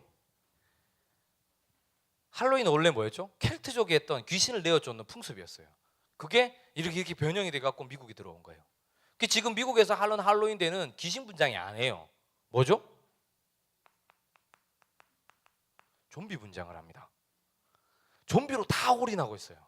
왜 올인할까요? 여기에도 문화적인 코드를 보면 금방 캐치할 수 있어요. 왜 이 시대에 왜 이렇게 좀비에 이렇게 환호할까요? 계시록에 보면 예수님께서 오실 날에 대해서 설명을 합니다. 다시 재림하시는 그날에 무덤의 문이 열리고 시체들이 일어나는 이야기가 기록되어 있죠. 바로 좀비. 성경을 똑바로 모르니까 왜곡되게 이해를 하는 거예요. 그렇죠? 영적 상태로 변화될 거를 우리는 이야기하고 있는 건데, 세상에서는 예수님이 오실 그 기독교에 대한 가치관을 이렇게 깨뜨리는 거예요. 야, 결국은 예수님 만날 때 좀비처럼 이러고 가고 있는 거라고 생각을 하게 만드는 거죠. 이런 수준의 아이들이 다 머물러 있습니다. 그렇죠? 이것뿐일까요? 너무 많아요. 이것이 지금 이 시대 렘넌트들이 살아가는 시대의 모습입니다. 이것이 이제 좀 핵심 가치적인 부분이고요. 애착 관계에 실패해서 오는 부분들이다. 바로 이해되시죠? 그 두 번째 좀 이해해야 될 부분이 뭐냐면, 그 문화가 접촉되는 원리를 좀 이해하셔야 됩니다. 문화는 반드시 접촉점이 있습니다. 아까 밈도 이야기했지만 전염처럼 접촉점이 반드시 있는 거예요. 그래서 3살 전에는, 6살 전에는, 10살 전에는, 그리고 뭐 15세 이상 관람가, 18세 이상 관람, 그런 거 사실 처음에 만드는 이유가 그 접촉점들을 좀 막아보려는 거였었어요. 의도 자체가, 세상 사람들조차도. 근데 이게 어떻게 해요? 지금 무방비 상태가 돼버렸다니까요. 나이에 상관없이 자기가 받아들일 수 있는 수용 범위에 상관없이 막 정보들이 막 홍수같이 받아들여지니까 아이들이요, 이 문화적 충격이 너무 강하게 일어나게 되는 겁니다. 그래서 접촉 이후에 일어나는 것이 바로 충격이에요. 이걸 컬처 쇼크라고 하잖아요. 문화 충격을 팍 받게 되는 겁니다. 충격 받으면 어떻게 될까요? 잔상이 남아요. 계속 생각하게 된다는 겁니다. 그 생각하는 그 자체가 뭐죠? 반복 학습이 되는 겁니다. 이게 문화의 원리예요. 그리고 이 반복 학습을 통해서 결국은 뭘 하게 되냐면, 이 문화에 대한 철저한 집착 상태를 만들게 됩니다. 예착이 아닌 집착으로 올라가게 되는 거예요. 그 유 목사님 말씀하셨던 이 집착 굉장히 잘 말씀하신 거예요. 이 문화 심리학자들과 가정학자들이 하는 이야기거든요. 이분이 이렇게 딱 연결이 되는 겁니다. 우리는 영적 상태를 알지만 세상적으로도 이렇게 된다는 걸 알고 있다니까요. 근데 우리는 영적인 부분을 알고 복음을 정확하게 알고 있는 교사와 사역자들임에도 불구하고 애들이 어떻게 문화에 접촉하고 문화에 대한 영향을 받고 있는지 모른다는 거예요. 제가 문화에 어떻게 접촉했을까요? 문방구였어요. 스트리트 파이터, 그렇죠? 철권, 나운 원 레디. 모르시는구나. 예. 죄송합니다. 예. 이 오리 더 킹 오브 파이터 모르시는구나. 예. 그리고 이제 스타크래프트라는 게 97년 7월에 우리나라에 상륙했죠. 그때 PC방에 한 시간 게임 하려면 1시간 줄을 섰어야 됐었거든요. 그 97년도에. 그 당시 PC방비가 얼마였을까요? 애들한테 물으니까 200원, 300원, 50원 막 이야기하는 거예요. 아니요. 그 IMF 그 어려운 시기에 PC방이 1시간 2,000원이었었어요. 아시잖아요. 그때 사이버리아 뭐 이런 거 막 생기고 막 대형 화면에다가 막 You're lost liar 해가지고 Yes sir. 죄송합니다. 예. 이 스타크래프트에 집착하게 되는 겁니다. 이런 부분들이 결국은 이 집착을 넘어서 어떻게 해요? 여기에다가 이제 애착 관계를 형성하게 되는 겁니다. 애착 관계가 형성되고 나면 어떤 현상이 일어나냐면은 방어적 본능이라는 게 나와요. 방어적 본능이 뭐냐면 내가 사랑하는 것을 지키고자 하는 이 본성 같은 거예요. 그러니까 애착 관계가 형성된 걸 지키기 위해서 3살짜리 아이들이 애착 인형에 애착 관계가 기고 나면 그 인형 버리면 어떻게 돼요? 하루 종일 울어요. 그죠? 그게 애착 본능 같은 거예요. 이게 방어적 본능이라는 거예요. 근데 애들이 게임에 대한 애착을 갖고 있는데 벌써 이걸 휴대폰 뺏으면 어떻게 되는 거예요? 부모랑 싸우자는 거예요. 팍 뺏는 게 중요한 게 아니라 지금 아이들이 이런 상태에 있다는 걸 아셔야 되는 거고, 이 루트 통로 자체가 이렇게 형성돼 있다는 걸 아시고 끊어줘야 되는 겁니다. 근데 좀 아이러니하게도 저희 교회도 마찬가지입니다만은 렘넌트들이 이 접촉점이 어디냐면 우리는 항상 학교만을 이해합니다. 학교가 나빠서. 근데 죄송한데 교회도 접촉점이 되더라고요. 아이들이 교회에 있는 와이파이가 터지는 존으로 다 모입니다. 제 사진도 몇 장 찍어놨어요. 어디 계단이든 막 이렇게 막 기역자로 막 애들 뭐야 그 쪼그려 갖고 앉지도 못하는데 막 해갖고 또 짬 있는 놈은 계단에 앉고, 그렇죠? 나이 어린 애들은 바짝 서가지고 옆에서 이러고 계세요. 접촉점. 그리고는 자기가 안 해본 게임을 형아들이 하는 거 보면서 충격받는 거예요. 그리고는 어떻게 해요? 학습하기 시작합니다. 형 어떻게 해? 누나 어떻게 해? 그리고는요 그 게임에 대해서 계속 아른 생각이 나니까 집착하기 시작하고 거기에 대한 애착 관계를 형성해 버리니까 어떻게 해요? 방어적 본능이 바로 나오는 겁니다. 이게 문화의 원리예요. 그리고는 어떤 일들이 일어나느냐? 중독 상태에 빠지는 겁니다. 그냥 중독이 되는 게 아니라는 거예요. 이 중독까지의 이 과정들을 우리는요 다 놓치고 있었던 거예요. 애들한테 접촉점 만들어줬죠. 충격 가해줬죠. 어떻게 해요? 뷔페 먹으러 가면 제일 많이 하잖아요. 우리나라 사람 먹는 거 한이 있어가지고, 그렇죠? 뷔페 먹으러 가면 그 작은 애기들이 밥 먹는 거 방해하지 말라고 의자에 앉혀놓고 바로 휴대폰 빡, 타블렛 빡, 그렇죠? 항상 있어요. 언제 가도 있어요. 어디 가도 있어요. 식당에. 그러니까 부모님들의 마음은 이해됩니다. 저도 지금 애가 셋이거든요. 지금 셋째가 이제 나온 지 이제 50일이 좀 안 됐어요. 그러니까 애가 이러고 계시니 너무 힘들긴 합니다. 그러나 그 시기는 또 코치 나가는 건데 부모님들이 이런 문화적인 이해를 전혀 못하니까 계속 접촉점들을 스스로 만들어 주시는 거예요. 그러니까 나중에 어떻게 하죠? 나중에 이제 애가 막 시끄럽게 떠들고 있으니까 조용하게 하려고 텔레비 딱 틀어줍니다. 야 이거 1시간만 보고 있어. 그 1시간이 어떻게 돼요? 2시간, 3시간, 4시간, 5시간, 6시간 되는 겁니다. 이게 지금 우리 랩런트들이 살아가는 환경에 거쳐진 원리들인 거예요.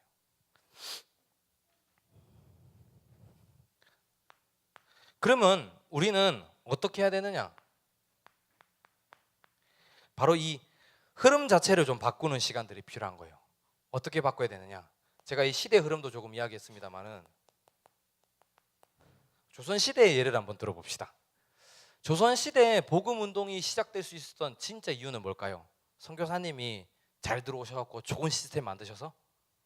절대적인 하나님의 시간표와 계획은 있었지만 이 조선시대의 사람들의 특징이 미스터 선샤인 보시면 알잖아요. 그렇죠? 유진, 거룩하고 고결한 이름.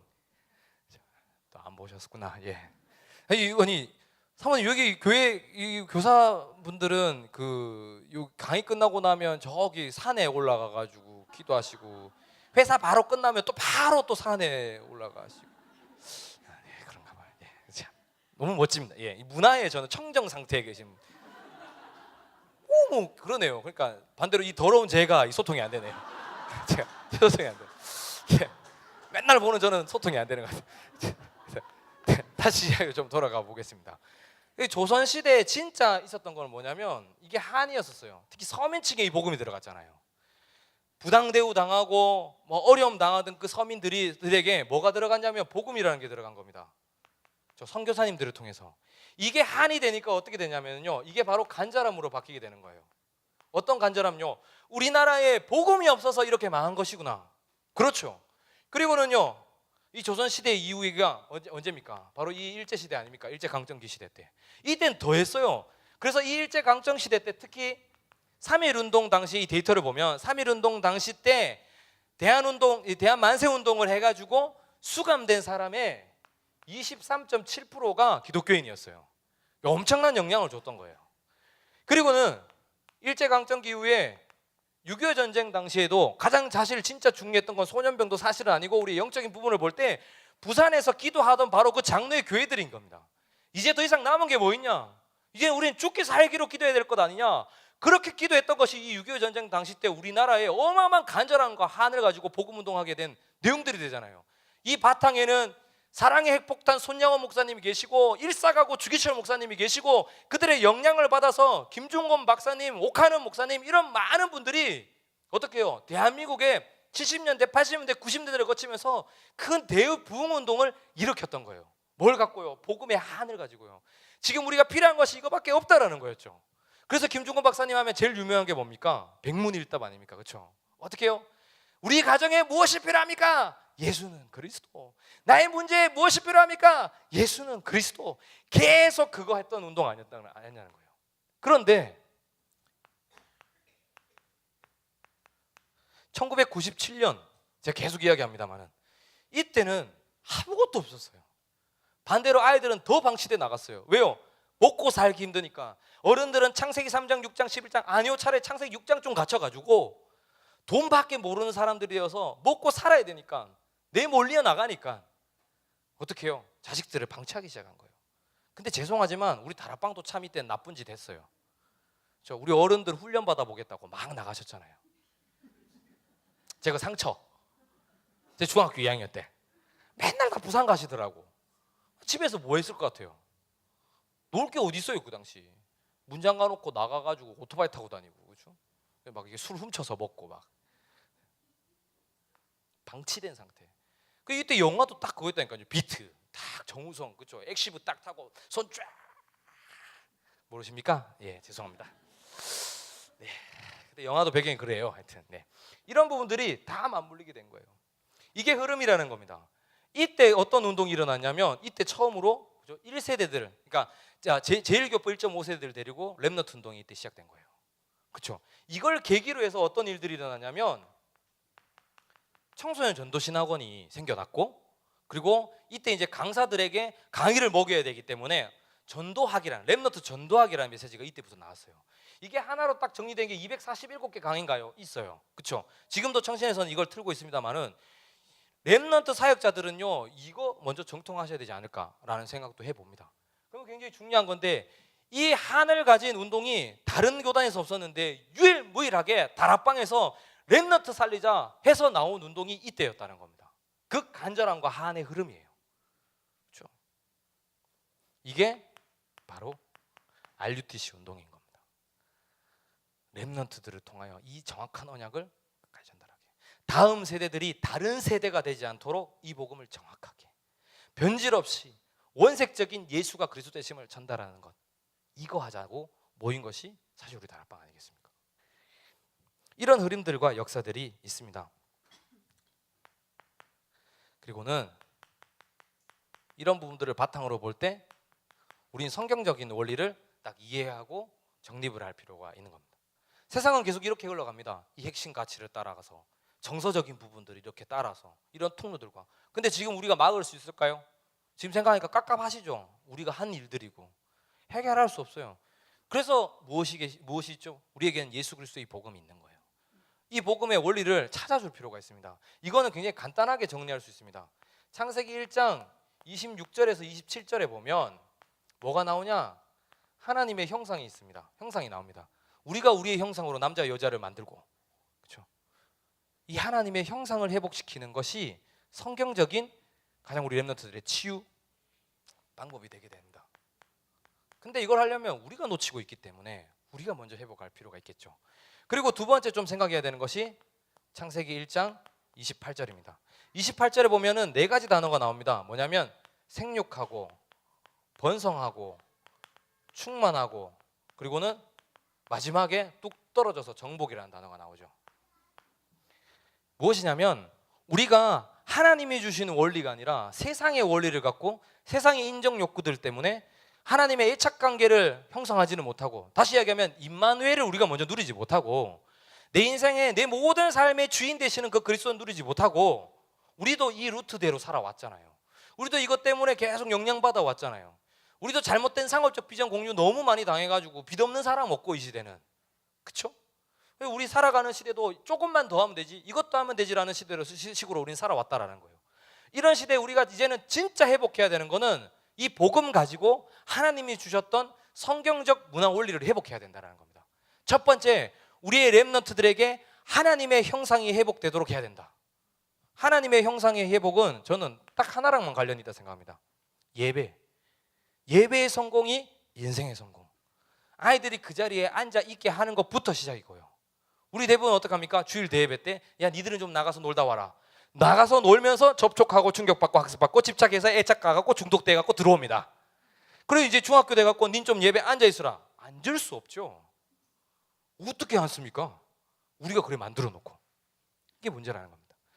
예배를 사수해야 돼요. 어릴 때는 조금 겁줘도 됩니다. 예배만큼은 아빠의 기준은, 엄마의 기준은 하나님 앞에 예배 드리는 것 말고는 없어. 너가 오늘 주일날 교회 가는 건 친구들이랑 놀러 가는 게 아니라 예배 드리러 가는 거야. 이건 놓치면 놀 자격도 없는 거야. 아빠는 그렇게 생각해. 여기에 대한 절대 타협 없는 우리 부모님들의 자세가 필요하다고 생각을 해요. 요즘 아이들 자녀 교육이 너무 편안하게 나오니까 다 주고 다 해주고, 저도 둘째 애한테는 다 지거든요. 그 승빈이 아주 찌질해요. 요놈이 아주 심각해요. 그러니까 막 아주 그냥 아빠 머리 꼭대기 위에서 올라와 계십니다.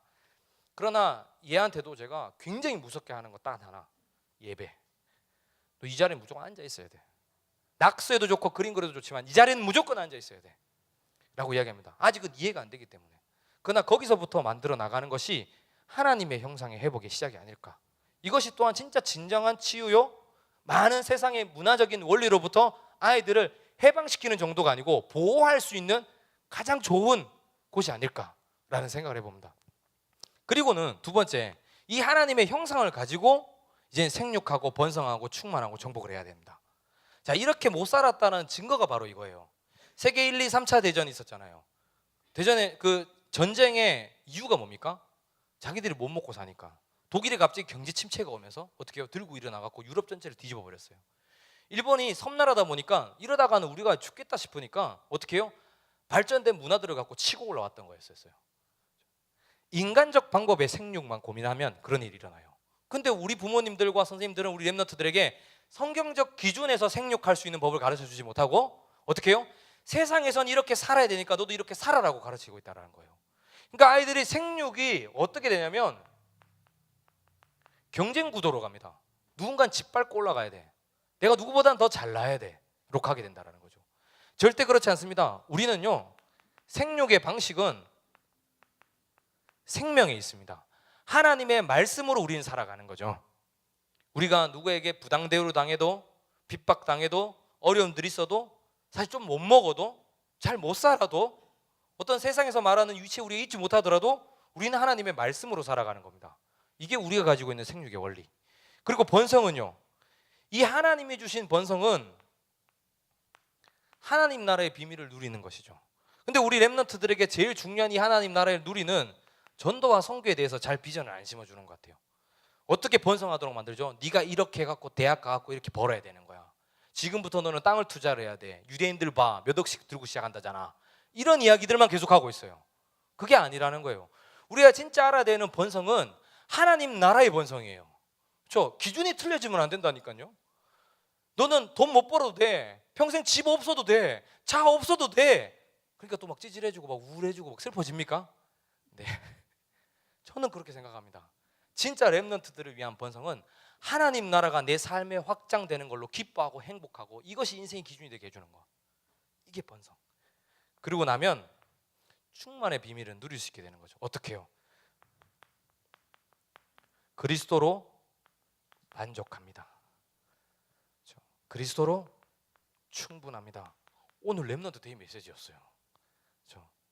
오직 여호와는 나의 목자시니 내게 부족함이 없으리로다. 다윗이 가졌던 바로 그 충만의 비밀입니다. 그러니 하나님께서는 다윗을 어떻게 하셨다고요? 많은 세대, 시대뿐만 아니라 어른들도 살리게 하는 응답을 주셨다고 오늘 렘넌트 데이 메시지에서 하셨던 말씀이었어요. 그러고 나니 어떻게 해요? 정복의 비밀은 따라오는 겁니다. 따라오는 거예요. 왜요? 하나님 나라의 정복이잖아요. 하나님 나라의 확장이잖아요. 이걸 우리는 렘넌트들에게 학원 복음화라고 가르쳐야 됩니다. 학교에서 성적 이빨 올려가지고 기능적 서밋을 세워가지고 니들이 잘나서 하나님 영광 나타내? 아니요. BY 아시죠? BY는 단 한 번도 그렇게 한 적이 없더라고요. 보니까 진짜 멋진 친구 같아요. 그렇죠? 항상 그리스도 이야기했어요. 항상 복음 이야기했어요. 항상 영적인 이야기를 했어요.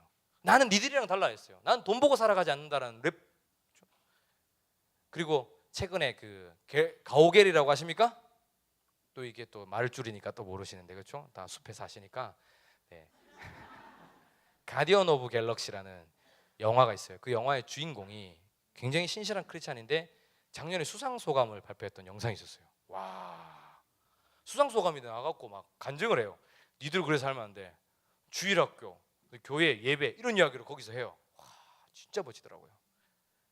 이렇게 살아왔고 이런 원리로 하나님의 성공을 이뤘던 사람들은 평생 뭔가 두려운 게 없습니다. 그리고 두려운 게 있다면 내가 하나님으로부터 멀어지는 것을 두려워하죠. 이게 그리스도인들의 삶이 아닐까라는 생각을 해봅니다. 이제 결론을 마지막 마무리를 짓도록 하겠습니다. 그래서 우리 렘넌트들에게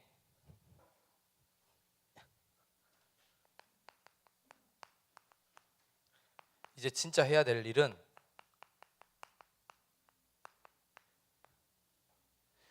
주일 학교가 시스템이 될 수 있도록. 어떤 시스템이요? 바로 이 원리. 그러니까